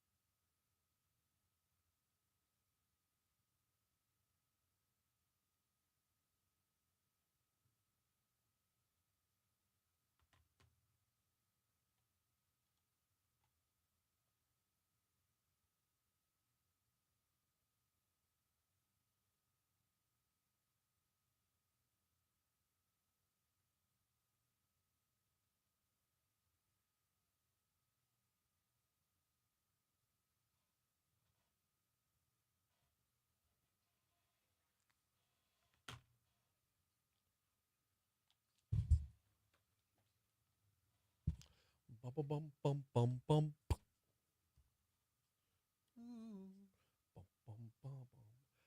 806 Talk 107.3 FM WBRP. Mornings with Brian Haldane rolling right along. Hour 3 coming your way right now. Brian here with you. John LaBeouf producing. Getting you ready for a busy third hour. We're going to have This Day in History coming up in a minute. We're going to have Insurance Commissioner Tim Temple breaking down the legislative session in our next segment. Then it's Foodie Friday time, of course, presented by the Louisiana Beef Industry Council. Salt, pepper, and oak in the house for Foodie Friday. Before we get you to, while we're talking food, before we get you to This Day in History, I want to remind you about the folks over at P.F. Chang's. Get your lunch plans yet? P.F. Chang's can get you covered real quick. Over at P.F. Chang's, you're never going to go wrong on the menu. Never going to go wrong. I've yet to find something that I haven't liked at P.F. Chang's. Been telling you about the black pepper chicken. Just delicious pop of flavor with the onions and the peppers, and they pour it over the chicken. It's delicious from start to finish, right? I'm a sesame beef guy. I love a good crispy beef, right? You can go right with that one as well.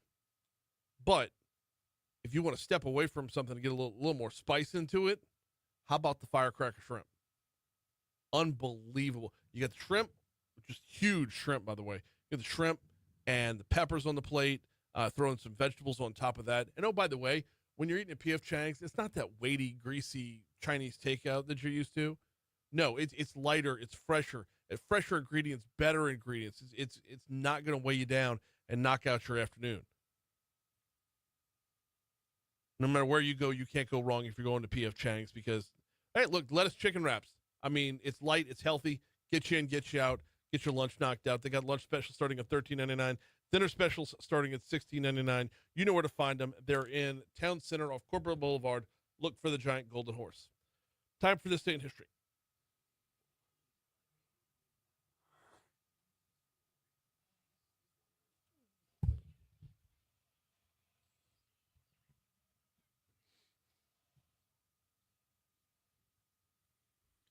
All right. Yes, Let's sir. start off in 1920, where the U.S. Post Office states that children cannot be sent by parcel post after various instances. Start there. Because It's a why good not? place to start. Because why not? 1920 was the last time you could mail your kids. Like, look, guys, you can't do it. After that, you're just licking a stamp and sticking it on their forehead for no reason. That's it. I mean, what else are you gonna do with all those stamps? I don't know. Right? Was this a regular thing? It must be, yeah. I mean, it was. I know, right? Different times, Brian. You put them in a box Yeah. or crate, I don't know. like you're shipping a pet. Yeah. Like, how'd that work? Just make sure you put holes in it. Oh, well, yeah, of course you're going to put holes in the box. Probably a little, sippy cup in there, too. Maybe something you forget. You're like, oh crap, Yeah. forgot to put holes in the box. Take that, you porch pirate. Terrible. Yeah. Oh, ouch. Hey, 1935. Also, shout out to Conan for mentioning this earlier. 10-1 underdog. James Braddock upsets defending champion Max Baer in a 15-round unanimous points decision at Madison Square Garden for the World Heavyweight Boxing title. For this unlikely feat, he was given the nickname Cinderella Man. Hey, all right. So, yeah. They should make a movie about that. You know what? They should.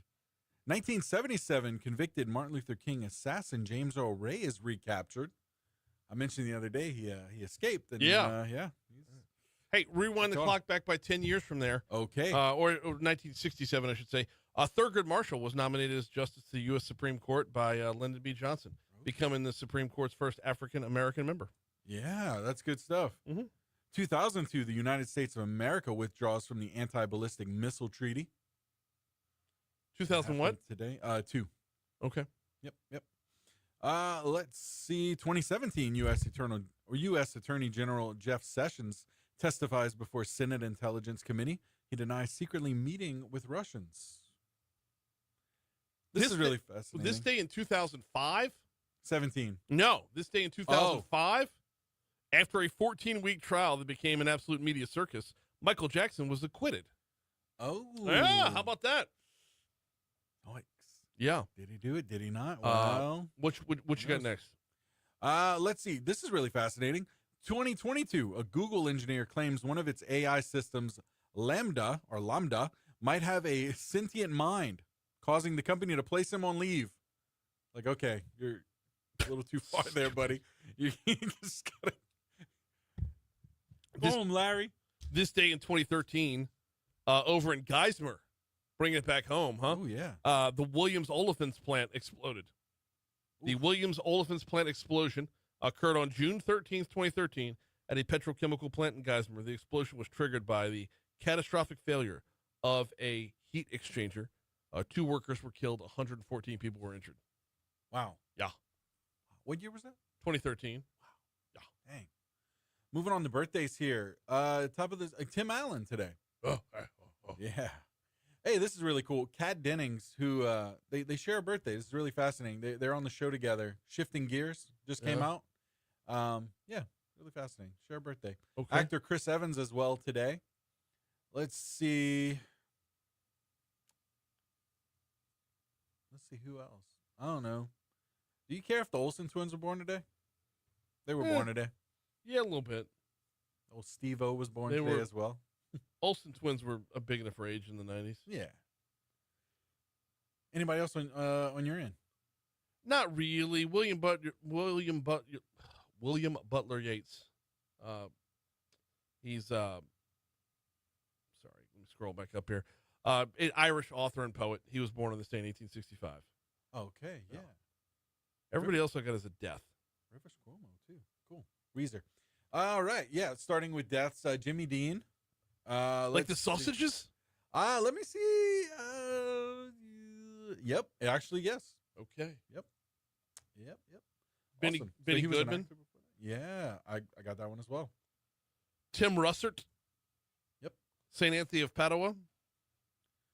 Lane Smith, who you may know from the Lois and Clark Superman series. I do not. Perry White. He was he was the boss. Okay. And then of course the Mighty Ducks. He also played Richard Nixon. Really? Okay. What national day is it? There's a couple. They got World Softball Day. Okay. As a Catholic, do you celebrate this? Feast of St. Anthony? Well, same thing. I mentioned St. Anthony of Padua died on this day. So, Yeah. Oh, yeah. Yep. Feast of St. Anthony. We'll go with that. All right. And, of course, again, happy birthday to my beautiful bride, Christy. So, yes, that would be this day in history. We're taking a quick break. Before we take our break, I want to remind you about the folks at the Baton Rouge Metro Airport. FlyBTR.com is the website, FlyBTR.com. 1 hour ago, I assume it was Wheels Up. Got some weather out there. But 1 hour ago was the scheduled Wheels Up from Baton Rouge to D.C. The daily flight that takes you to Reagan National Airport comes back in the same day. You fly out in the morning, fly home in the evening. They've got you covered at the Baton Rouge Metro Airport. Daily direct flight to our nation's capital. If your business has business in D.C. or you just want to go out, go hit up D.C. for, a vacation, leisure travel, as it were, they've got you covered at the Baton Rouge Metro Airport. One of many, many options that they've got over there at flybtr.com. Flybtr.com is the website. Check out all the options, all the flights, and when you do, take into account the whole experience, not just the straight-up ticket price. You don't have to drive down to New Orleans. You don't have to worry about parking down there. You can Uber to the airport for crying out loud, and you're supporting a local business. Check them out at flybtr.com. Quick break. We're talking insurance in the session next. All right. Come on in, sir. Is it? Okay. Yeah, I'm going to slide that over as soon as Tim's done. You want to stick around for some brisket? Yeah. Salt, pepper, oak. Never been there. They're an Exchequer and Industrialplex. Okay. So. Dude, yeah. And that was wrapped up in 3 other special sessions. Right. Yeah. Kill the mics for a second.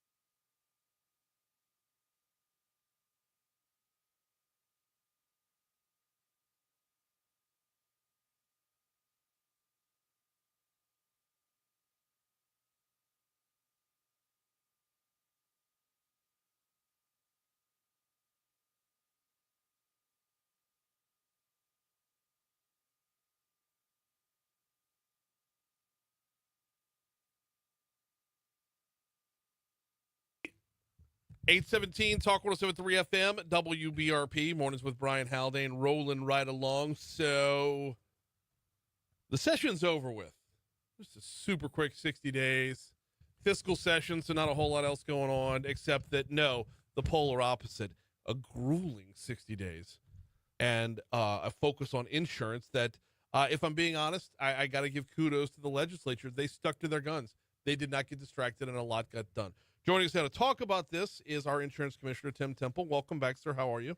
Morning, Brian. Yeah, and look, I'll tell you, you're right. You just got put in the kids' chair at the Thanksgiving table, right? I did. There we go. So, yeah, look, and you're right with the legislature. I mean, there was a lot of focus on insurance reform. And I think if you take a step back and look, last July, when the House and Senate insurance committees and then the House and Senate law committees started calling themselves into those special hearings, 14 of those, talking about cost drivers. And I think now there's a much more broad appreciation that cost drivers determine losses, and losses determine premiums. And that's a lot of the legislation that was introduced, some of it successfully and some of it not successfully, was focused on how do we bring those cost drivers down? How do we bring those losses down? If we want lower premiums, we have to reduce the losses.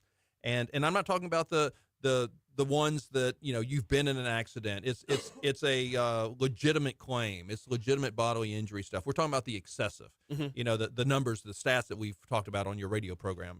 We've got twice the national average bodily injury claims, twice the national average of litigation. The cost drivers behind that. And a lot of this legislation was designed to disincentivize claimants from filing those types of excessive and frivolous claims. Right. The nuclear verdicts we talk about, there's a lot that factors into it. I want to start with, did we get somewhere that will affect medical claims? Well, look, I can tell you that Emily Chenever's bill, the modified comparative fault, is a great bill move, and that's a significant bill.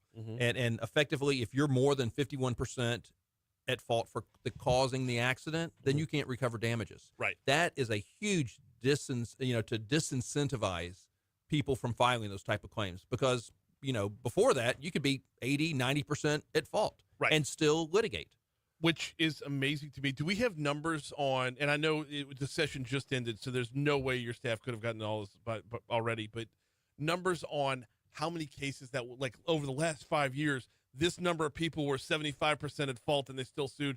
Like, do we have background data on that? We don't. And it's interesting because we got hit with and I say hit, we were assigned a lot of homework from the legislature through either House resolutions or Senate resolutions. Okay. And it's interesting. I need to bring this up. Yesterday, there was a Senate resolution, the concurrent resolution, came out of the Senate, I think 37 votes for, 0 against, over to the House, and it was asking the Department of Insurance to collect some data and look at the legislation that's been passed and what the effects are, what the positive outcomes of that are going to be on a go-forward basis. Okay. And it got over to the House, and then they stripped out the Department of Insurance from doing the work. Who's going to do it? Well, they want the legislative auditor to do it. So, look, the legislative auditor is really good. They've got some good people over there, but it was interesting that and where it came from, that they didn't want the Department of Insurance to be in charge of looking at the data. Politics. Yeah. Is there a why? Not that it was explained to me.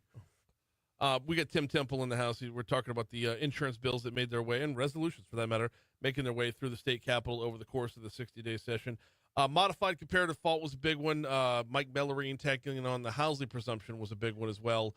Give us I know we have to go over it every single time, but the tutorial on what the Housley presumption was. Yeah, the Housley presumption is it now states with the new law that if you claim bodily injury that as a result of the accident, then you have to prove that the accident caused the bodily injury.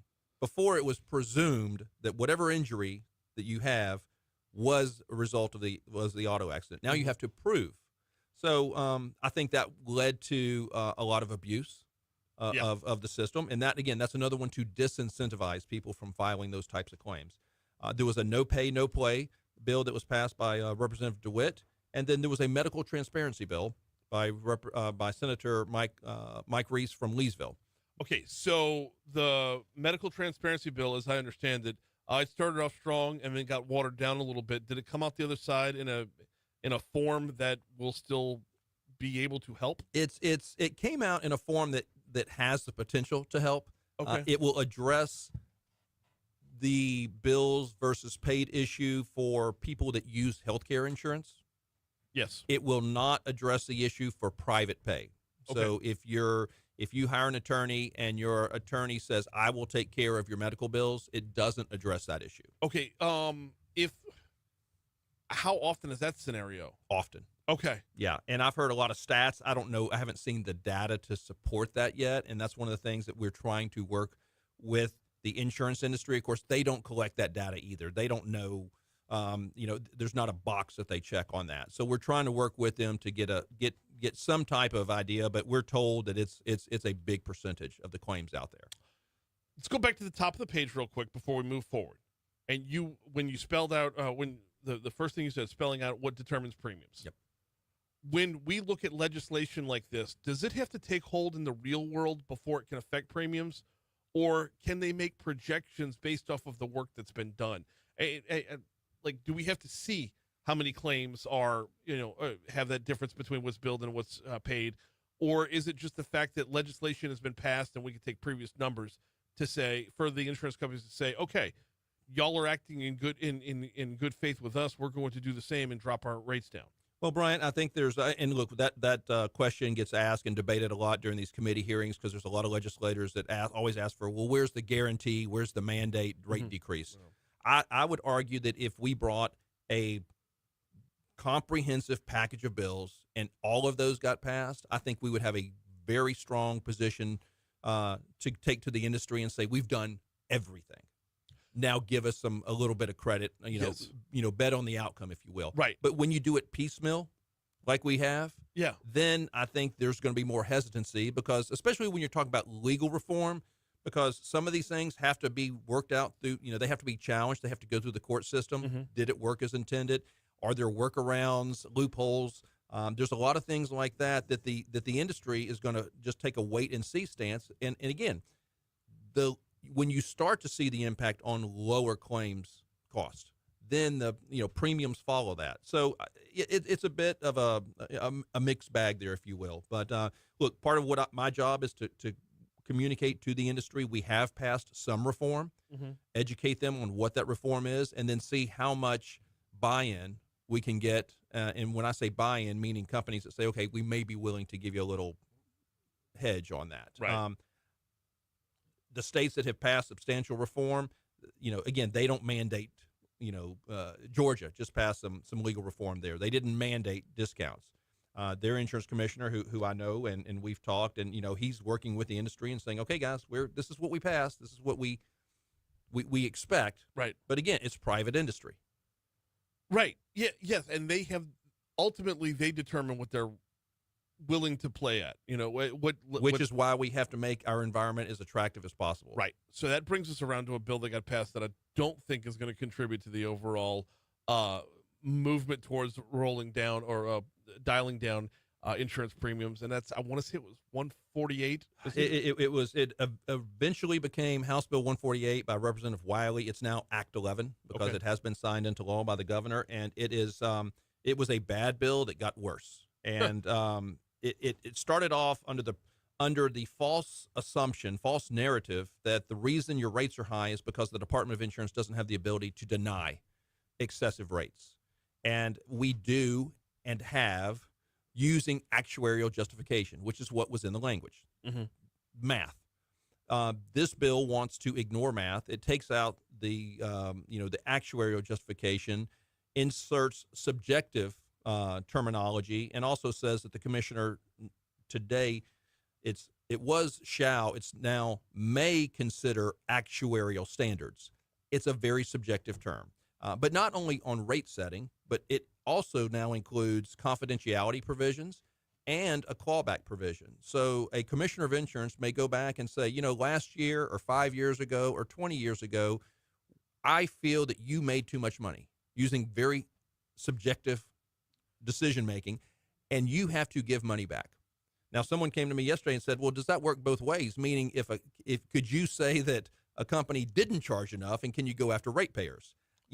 Look, it creates, and whether you can or can't, what it does is it introduces uncertainty in our regulatory process. And uncertainty, either companies will say, I don't want to do business there because of that, or it's going to be more expensive to do business there. We need predictability in any business, no matter whether it's insurance, oil and gas, film industry, egg producers, whatever. We need certainty and predictability in all business, and this introduces a huge amount of subjectivity and uncertainty. Is there a way to ignore it, though? I mean, if you may stick to actuarial numbers, then is there a way for your office to come out and say, May is what's going to happen? That's just the way we're going to play here. Yeah, and again, though, but that was part of the intent behind this bill is to create that and now say what's your fault. Which it's not.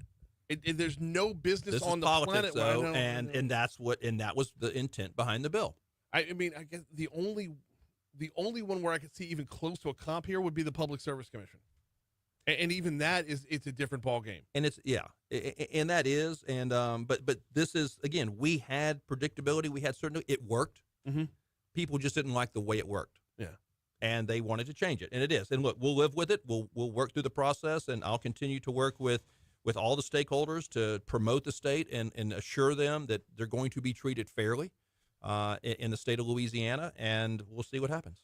We got about a minute left, and I wanted to get to what's left on the table for next, but we're gonna have to there's some other things too, real quick, if we could. Go for it. We were able to pass legislation to create a permanent funding revenue source for the Fortified Home Program. Yes. So it's not subject to the uncertainty of whether the legislature has funds from year to year. That's good for all citizens. That's good for the Fortified Roof Program. I think they passed a discount for those that choose to put a fortified roof on. Yeah. So we got that changed. And we also had some transparency bills. So when you, starting in, I think, March 26, you will start seeing, January 27, you'll start seeing the premium when you get a renewal from your insurance company, what your expiring premium was, what your new premium is. And so you're going to be able to look and see the difference there versus, remembering or trying to remember what you paid last time. Because out of sight, out of mind. Right. Yeah. And then there's another, you're going to start seeing a chart on there that shows where the premium dollars, how they're distributed. What part goes to taxes? What part goes to commissions? What part goes to profit contingent? What goes to losses, projected losses? And so there's going to be more transparency. I'd like to see on the other side of that, when a company writes a claims check, how that's distributed as well. I think that's good for consumers to know, but we'll continue to work on that. Absolutely. All right. Next time you're on, we'll set the table for what you're going to be going after next. You got it. Look forward to it soon. He is Tim Temple, our insurance commissioner. We always appreciate the time, sir. Thank you. 8:30. Here comes news, traffic, weather. Foodie Friday presented by the Louisiana Beef Industry Council's next. All right. I need one more minute of your time. Yeah.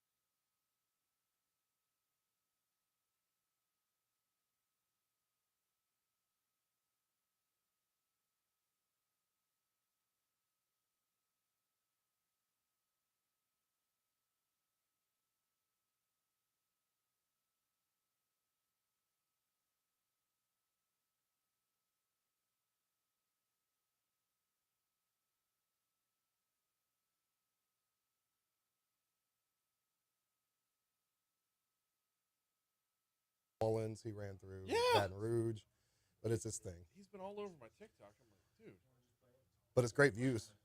just play it. No, just play it. It's great It's views, still though. raining. Still good for the business. You know what I mean? Any business involved is still going to have an uptick, regardless of negative or positive. All right. Because you think about those views. He had 1.5 on the local one in Baton Rouge. Those Yeah. views are national, right? So how much traffic website did he get? How much new business did he get? Just to say, is he bad or good, right? Yeah. So it's all good publicity. Well, in that and I end. don't know how many like locals come back around and say, "Bleep this guy," you know. You Yeah. don't roll into my town and tell A me lot. what's what. A lot. Ton of Good. them. If you look at the comments, it's a ton of guys going, no, we've had great food there, you know. So it's a lot of support. It actually kind of helps the community give that support, because then they'll rally around the business and say, you know, I mean, we all have our off days, right? We're not perfect every obstacle, you know. Oh, yeah. So it's one of those things. But any publicity, good publicity. We're diving in. Here we go. Heard. You can see me. Just shoot from the back, then. Just get the whole production.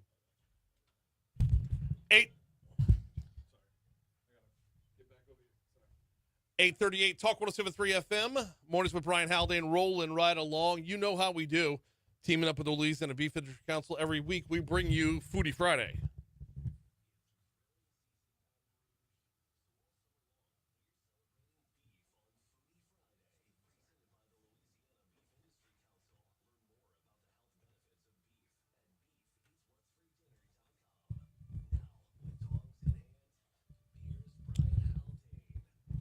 Welcoming into the show today, Vincent Hunt from Salt Pepper Oak. How are you, sir? Great. It's a beautiful day. With the storms outside, it's a beautiful inside because y'all brought a spread of just glorious meat here. We're gonna get into what you got and what y'all offer over at Salt Pepper Oak in just a little bit. Start off with the location, though, just so people can kind of get to be aware. So we're at 6721 Exchequer Drive in Baton Rouge, Louisiana. 6721. So that's over in the Industrialplex area. Yes, sir. That's in the heart of it. Yeah. Let's talk beef. Let's talk about where do you want to start? I kind of want to start with the big ribs here. That's why we brought them. Okay. This is not something that this is not for the faint of heart. This is not for, like, I'm amateur on the grill, but I think I got a little bit of game. Yeah. What goes into preparing the big old dinosaur ribs? Realistically, it's the easiest meat we cook. Really? Realistically. Okay, it's intimidating because the bones are huge. Beautiful, right? Yeah. So salt, pepper, and oak is truly what we use. We have our own seasoned and salt blend that we're working through right now. We have our own special grind of pepper that we use on it. All coarse grind, just stuff that we're trying to get to a retail market, and then a lot of smoke. So it's about 8 hours. Pause on that one. The pepper grind you're trying to get into the retail market on that. What's different about it? It's just it's a little bit more coarse of a grind than a fine grind or like a table coarse, because the bark is attracted. If you can kind of see it's ridgy and it's kind of rugged, that's the actual pepper that's cooking onto it. So it sticks better, it has a better flavor, and you'll taste it throughout the process with the pepper. So I like that you're going there with it, because I find that, when I have the pepper grinder and whatnot, when you get the bigger chunks, you get more flavor out of it. Definitely. The flavor seems to go away the more fine or powdery it gets. 100%. So that grind of pepper, it took us a while to kind of figure out what we like, and we find one.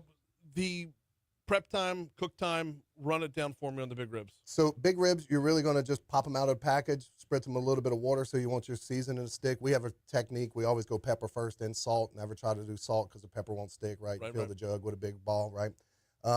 Once they're done, if you really have time, let them rest overnight in a cooler. Let that salt penetrate. Let it kind of pull out some excess moisture out of the fat. Throw it on your smoker at about 250. Let it run for a couple hours, and then turn it up to about 275, and it'll finish in about 8 hours. Wow. Okay. That's actually a lot easier than I would have. It looks so intimidating. Yeah. That's the thing about it, though. That's a pro tip. You know what I mean? Yeah. You don't have to overthink barbecue. Which takes us back around to the name of your place, Salt Pepper Oak. That's it. Is that is all y'all use? That's it. Okay. Salt, pepper, only oak. Only oak. Why oak? It's readily available. Has a mild flavor. You know, it's the traditional sense of it just gives that mild flavor over a long cook. Some people prefer pecan. Pecan's about the same, right? You start getting into harder woods like mesquite and all that, really all flavors, especially in long cook. So it's ready available, and it's it cooks at a mild temp. Between pecan and oak, you think, I mean, a blind taste test, would the average person know the difference? No. Mesquite and oak, would they know the difference? Yes. See, that's where you start to have a 100%. little bit of separation right there. Yep. This is Foodie Friday, which is, of course, brought to you by the Louisiana Beef Industry Council. Their website, beefitswhatsfordinner.com, beefitswhatsfordinner.com. You learn a lot more about, pick up some recipes, learn a lot more about the protein, the iron, the vitamins and nutrients. Beef is fuel for your body, fuel at every stage of your life, providing a lot of what you need. Beefitswhatsfordinner.com. All right, let's take a look around the rest of the table here. We'll get to the sides in a minute, which, oh my gosh, that cornbread is glorious. Yeah. You got mac and cheese, you got potato salad, you got cornbread. But before that, let's stick with the stars of the show. Tell me about the other ribs you got over here. So to not to jump away from beef, we do have some brisket sliced for you there. We're going to get back to that. Okay, and then we have our hot honey glazed pork spare ribs. Oh, my gosh. So we do a hot honey glaze on the pork spare ribs. That has the pepper on it, too. You'll really get a good flavor of that pepper on it. You can see it. Okay, prep time on that, cook time on that? So spare ribs, we like to run to 4.5 pounds and up. So they're a really big rib. You literally pull them out of the package, cut the skirt off the back of them, trim it to that way it doesn't burn on your smoker. So you just kind of aerodynamic around the edges. Right again, black pepper first, season of salt. If you want to let it sit, let it sit. If not, throw it on the smoker. Let it get smoked for about 2 hours. So call it 250 degrees for the first couple hours, and then crank it temperature up. The myth of barbecue is low and slow. I'm here to correct that and let you know that you have to render fat in barbecue, and if you don't render fat, you don't have really good flavor. Right. So you can see we'll run those ribs about 265, 270 degrees. Fat starts rendering. At that point, you get a nice bone pull. You can wrap. If you're a wrapping type person, you can wrap it and just finish your tenderness. So talk about the wrapping for just a minute and why it's important, or why some people do and some people don't. So wrapping it's really preference. It's, how tender do I want my rib, right? Without burning it. So if I'm going to go a high temperature, I'm essentially going to burn that rib if I don't wrap it when it's ready. So I can go a little bit lower in temperature and cook it through the whole process. You're looking at about an 8 to 9 hour process on that. Okay. We can do them in 6 hours once we wrap them for tenderness, because it's already got the smoke. It's already rendered. It's the color you want, and you don't want to lose that product. Going back to the low and slow, and you said myth of low and slow, when you're staying at a lower temperature, the fat doesn't break down the way you want it to? No, not necessarily. It's Really? it's like frying bacon, right? You ever had undercooked bacon? Yeah. It's horrible. Yeah. So, but when you have bacon that's fried really crispy and draws all the moisture out and kind of changes colors, that's what you want to see. That's why that brisket has that yellowing fat at the top, because it actually starts to change the dynamic of the flavor of the brisket. So you'll have a really, really delicious tasting brisket. All right, so we've talked about the big ribs. We've talked about the pork ribs. Let's talk about the brisket. Brisket game is where a lot of people clock in and take pride in what they do. What do you do, and why do you do it differently than anybody else, or do you do it differently than anybody else? We cook over live fire. So majority of your larger commercial chain barbecue restaurants have fire as an element, but it's mainly gas assist. Okay. So we're 100% offset smokers that literally cook off of 100% oak. That's really the difference. If you can kind of manipulate, because I can't say control fire, but if you can manipulate the fire to keep it at a constant temp that you want, and these offset smokers that we run are really dialed in to do that. So it is a lot harder from your conventional smoker that you would have at home. Maybe it's a Ret Tech, or maybe it's a kettle grill, or maybe it's a pit, right? Right. Those are a lot harder to kind of get airflow. So with brisket, we want a really aerodynamic brisket, just the right amount of fat, and really just kind of hammer it to get that good render out of it, develop the bark. Same salt and pepper?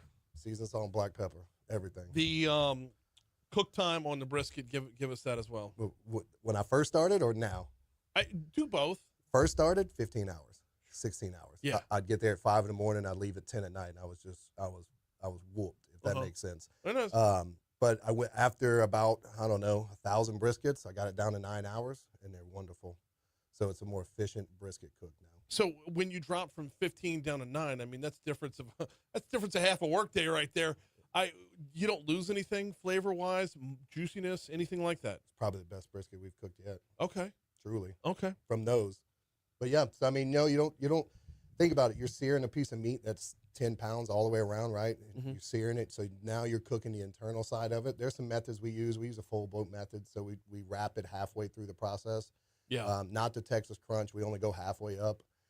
There's a Michelin star restaurant in Texas that kind of pioneered that method. So it's like, man, if they can do it, let's try it, and it really works for us as well.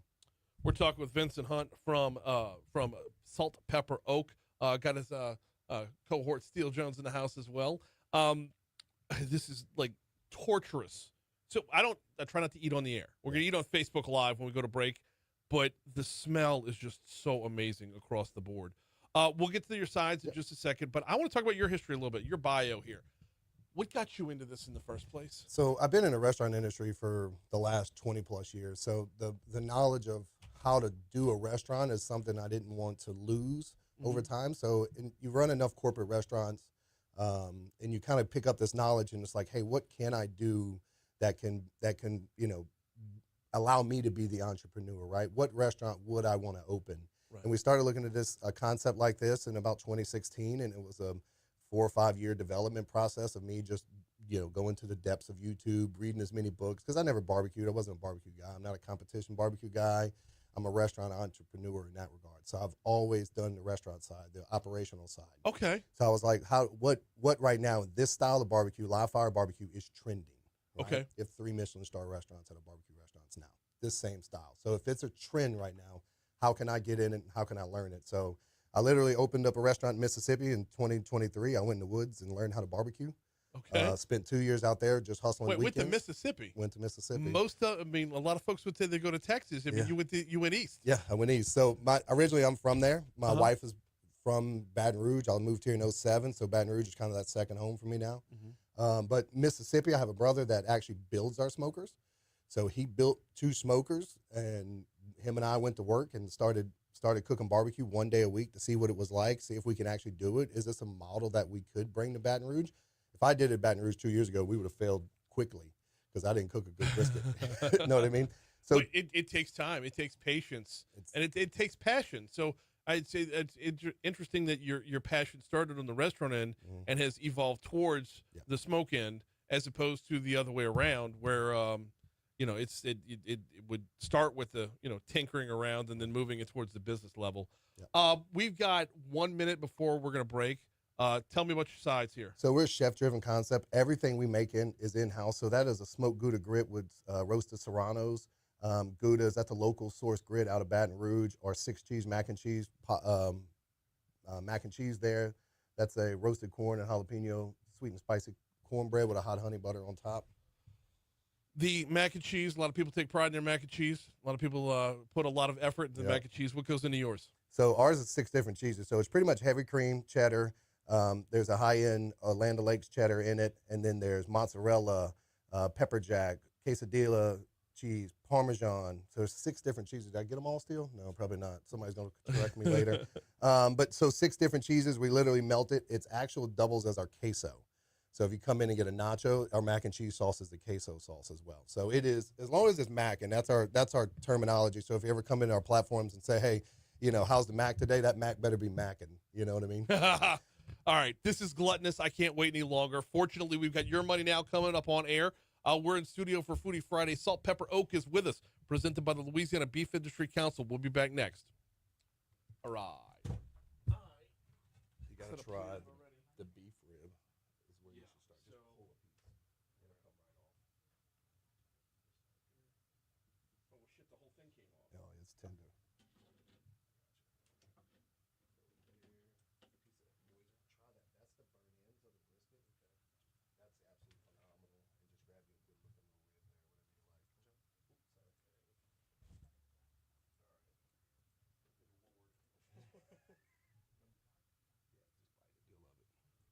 I don't even have. We gotta get producer one here, producer. Oh, you know what? Shoot, we got to show all this off on TV. Start with the big ass dinosaurs here. Let me grab some napkins before I fully dig in. Yep.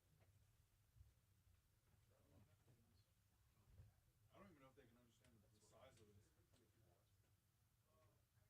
That's incredible. Wow. Yeah, that was a little burnt in of the brisket. So we get those little candy nuggets out.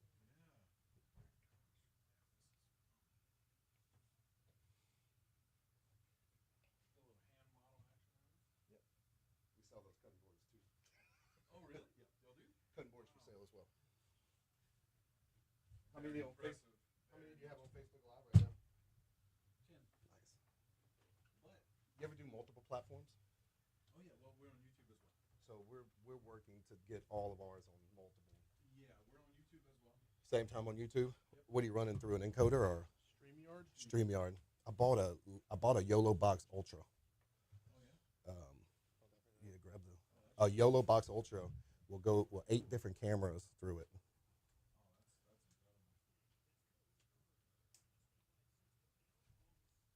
The pepper's all the difference, man. It's ridiculous, right? It's ridiculous. But Brian knows the numbers. Although there is technically 10 watching now, I mean, it picks up traction as the videos. Our Facebook Live gets about 1,000 views a day on average.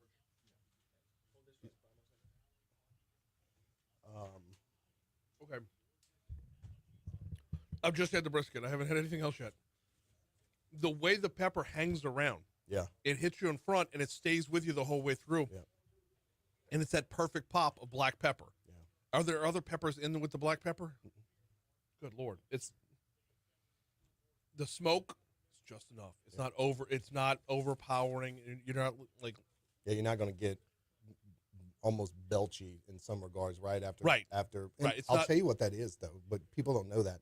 So what it is in propane or in natural gas, they put an additive to make it smell.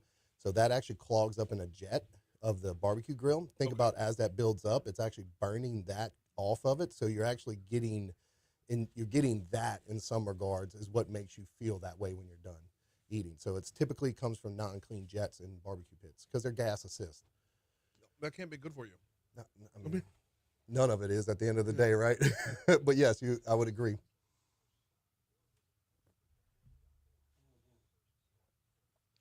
It's like I almost don't even want to try the pork rib. The beef rib is so good. Pork rib's phenomenal. I'm there in a second. I need to process all this. I'm about to go to breakfast too. Wait till we hit you with some breakfast items. We're gonna expand into breakfast and a little bit of dinner. Breakfast is probably a month out. We're working on staffing, but breakfast will come. This is, I mean, it's truly, truly next level. Okay, the flavor on the beef rib, very similar to the brisket, but you could tell the difference between the two, like where they are as far as know your cuts of meat, like know where they come from on the cow. The flavor adapts differently, sticks to it differently. The pepper just carries. It just this is really, really amazing. So that beef rib has almost and to not discredit the beef rib by comparing it to a pot roast, but you almost have like a pot roast, fatty, salty, just like charred flavor, right? Why do I taste more salty with the rib than the brisket? Than that rib? Yeah. Probably a little than the beef rib? Yeah. Just the way the brisket, that beef rib's probably 4 pounds and has a really small layer of fat on top of it, where that brisket's probably 10 to 12 pounds when it's cooked. So just the amount of salt that it takes to cover that meat, right? Okay. Because you're only getting salt on the top of that brisket, really, where that beef rib, if it's set for a day, in there, it kind of penetrates the meat a little easier. So you get a little more heavier salt on that. Okay. You weren't lying about the pork rib. Holy shit. Yeah, it's next level. Yeah.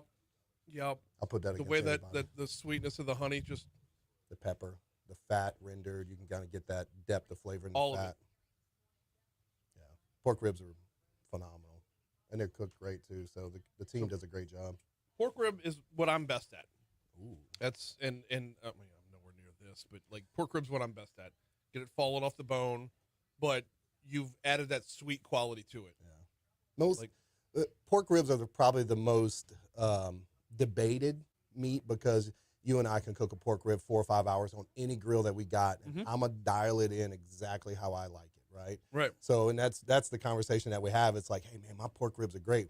Like, yeah, I did 115 pork ribs yesterday. You know what I mean? Like, so it's kind of one of those things where do we have the time? So we have to develop the process, right? And barbecue is a process just like we're making a chemical at a plant, right? Yep. There's a whole process that we have to hit in that regard. So once we dialed in the process, now it's just rinse and repeat, Yep. 856 Talk 107.3 FM WBRP. I'm going to tell you right now, we're going to go long. So on air, you're going to get Moon Griffon after 9 on Facebook Live. Stick around because we got more to come. We've got Vincent Hunt in from Salt Pepper Oak with us. Okay, did the taste test. Beyond phenomenal. First of all, what you were talking about in the last segment about that coarser pepper, the pepper is what gets you first. I mean, that's the first thing you taste before you even taste the beef. Taste the pepper, and then the two intermingle, and the taste of that pepper, that pop, that perfect amount of like call to attention, if you will. It just lingers. It stays. Yeah. It's awesome. Not an overpowering smoke to it, which you were explaining why during the break. Go back on Facebook Live after the show's over with. I'm not going to have you explain that all out again. But it's a touch of smoke. You could tell it's there, but it's not like you walked into a casino in the 70s. Or the West Side. Going to some things hold true.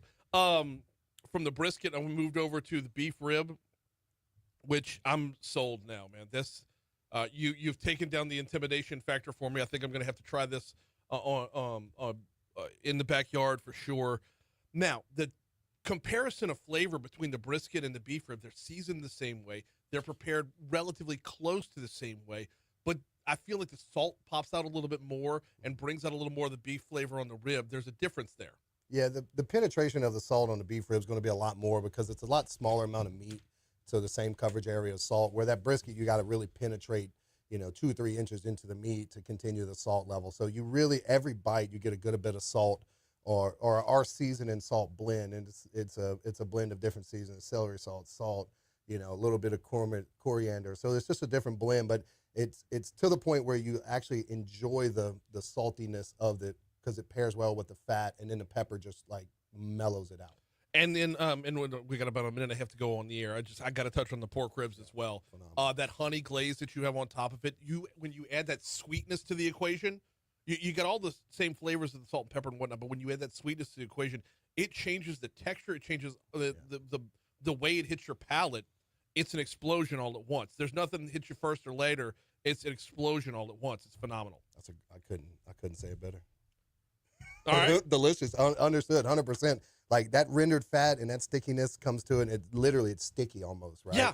It has and it just falls apart as you're biting it. So they're definitely delicious ribs. Give us the address one more time. 6721X Trucker Drive, Baton Rouge, Louisiana.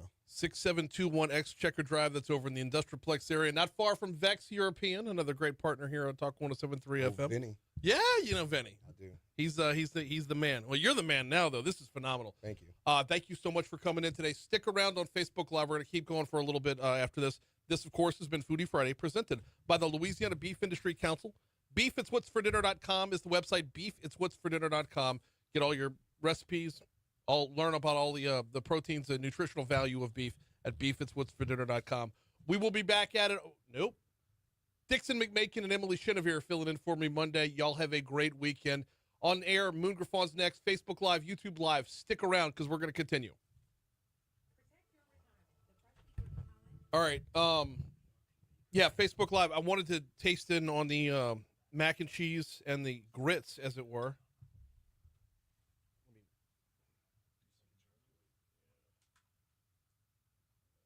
Oh, look at that.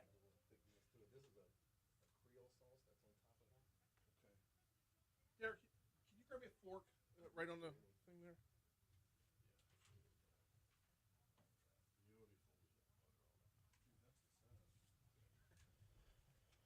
Seriously. Yeah, we'll do TikTok Live. So we grew substantially on TikTok Live to about 130,000 followers on that platform. I love TikTok. We go live every day on TikTok at the restaurant. Okay. Well, Salt, pepper. We drop probably 2 videos a day there. We're pushing to go live on all platforms in 3 different cameras. That's our goal. Mm-hmm. Because it's advertising, man. It draws it in. Yeah, and we're in a space right now where the content is craved from start to finish. Yeah, so you can't go wrong. Our content goes right now to about 600,000 views a month. Upwards of, that's not including the live. That's just daily videos that we drop, and then we're looking at probably over 1.5 million with lives a month on our videos. So it's just one of those things where it actually brings in guests. We had a guest celebrate their shout out Jay, celebrate their 25th anniversary from Arkansas with us because they had built a following over 2 years of doing this. I mean, we trim briskets live, we do QA lives, we do lessons. So if you and the guys want to come out and do a barbecue class, we'll do them on Saturday mornings. Yeah. Yep. So we're starting. We have our first couple that we're starting out now. It's like a 7:30 in the morning to 11. We'll feed you at the end of it, teach you how to do, trim ribs, trim, season. We'll put them on the pits. We'll work the pits for a little while. So it's kind of cool experience that we're starting to develop and want to do, especially with, people that enjoy it, because barbecue is an enjoyable hobby, right? That's the thing. And that's why we do this whole thing. That's exactly why we do this, because it's passion, something you can put your heart and soul into and get definitive results. 100%. You see the results of your work. And yeah, I mean, and we love feeding people, right? It's kind of our culture. Barbecue's just not strong in Louisiana, right? Because it's always been crawfish or shrimp. It's a seafood-based area. You know what I mean? But barbecue has kind of been something where ribs are always kind of been there. And, the things that Dad can do with the neighbor, right? We can have over the friends, and we could feed tons of people with it. So it's more of the communal aspect of barbecue. You're just not barbecuing for one person. You know what I mean? Right. No. You're barbecuing for, for the group, right? The baby shower, the things that come along, the birthday parties, right? And you're doing it for large groups. And that's what really intriguing about barbecue. And then the mythological brisket, right? And that is hard to cook if you don't have the right equipment. I mean, it's not going to be easy, All right. Talk to me about the grits a little bit. Smoked Gouda grits. So it's so creamy. What's the sauce though? That's a Creole sauce. What goes into that? Just tomato-based sauce. So it's got serranos, it's got tomatoes, it's got onions, it's got poblanos, it's got different chilies in it, and then we throw it on a little bit of oil, salt everything down, and just let it reduce all day, and it kind of gives it that Creole, that back of the stove kind of. It's delicious, sauce. absolutely, but it changes the creamy into the grits, the Gouda and the grits that I expect. The sauce completely changes what's hitting your palate. Yes. Yeah, because you're so fat heavy with the Gouda and with the butter and the grit and all that acidity is what's necessary with it. And then 6 cheese mac and cheese. Y'all, I don't even need to explain that. 6 cheese mac and cheese is exactly what you think it is. It's mac and too. It's thick. And, cornbread. Bonacary Farms, Bonacodge Farms. I need to know this lady's farm. We're buying it locally, stone ground, right there in Industrial Plex. We buy 100 pounds of grits from them a week right now. So they're grinding it here in Baton Rouge. That cornbread's delicious. The cornbread's super sweet. Yeah. Like dessert level sweet. Yeah, that's the honey butter on it. Try it without the honey butter, because it's more of a, we want it to pair. So you have roasted serranos in it, roasted corn, and roasted jalapenos. Corn is in a lot of stuff. So if you have a corn allergy, I'm sorry. We have a lot of corn in our product. Yeah, see, it's different flavor. If you've got a corn allergy, just bring an EpiPen. Yeah, bring Deal one. with it. Yeah, just survive. Yeah. It's 2025. It's worth the trip. Yeah. So and honestly, I baked that yesterday. So we bake it fresh every about 4 or 5 hours. So that's a hair drier than I would normally want it, but it is still delicious. No, it's not dry at all. Yeah, it's not. No, it's super duper moist. Which that's where most people go wrong with the cornbread, is that it dries out super fast. So yeah, we bake it throughout the shift, so it comes out hot. Put that honey butter on it. You can get that as a side. 2 meat combos are most popular, so 2 meats, 2 sides. But we have all kind of things. So we have our menu's diverse because not everyone wants a big heavy barbecue plate for lunch. So we have tacos, we have burgers, we have nachos, loaded fries. We have a delicious salad with a barbecue especially over there in vinaigrette. Industrial Plex, where a lot of people are going back to work in a warehouse. Yeah, yeah, but they still eat. Sweat it out. It's wild. You know what I mean? They'll come in and eat a beef rib, jump in an 18-wheeler, and go about their day. It's like, how did you? I would have fell out if I did that. You know what I mean? Yeah. I had to pop 2 blood pressure pills just to watch him eat it. You know what I mean? But see, they need the protein. Yeah, they to love keep it. them going. They need I the love iron it. to keep them going. And I love so that's the whole spiel. All their actual fuel for your body. 100%. For sure. It's delicious too. It's something you can't get. That not everybody has that. That's bone 6, 7, and 8 of the cow. So it's a 132A plate rib. You can go to Iverstein's Market and have them get you one. But a pro tip for you Facebook watchers is, how many we got watching? 10 watching probably? For you 10 guys. The number up there is 10, but it's I assure you it's 100,000 more than that. watching. Go to Costco, knock on the window, and when they open it, say, hey, can I get 2 plate ribs? And they'll bring you a pack of beef ribs just like that. So if you're looking for some beef ribs and you want a pro tip, knock on the window at Costco. They trim those down into the small short ribs, but that is probably the easiest place you can get them here in Baton Rouge. Okay. So from a retail standpoint. So pro tip there, knock on the window. Gotta love it. Vincent, thank you so much for coming in today. This has been nothing short of phenomenal. Awesome. Facebook, we will. Well, I'll see y'all on Wednesday. It's Dixon and Emily on Monday, Betsy Barnes on Tuesday. I'll be back on Wednesday. See you then.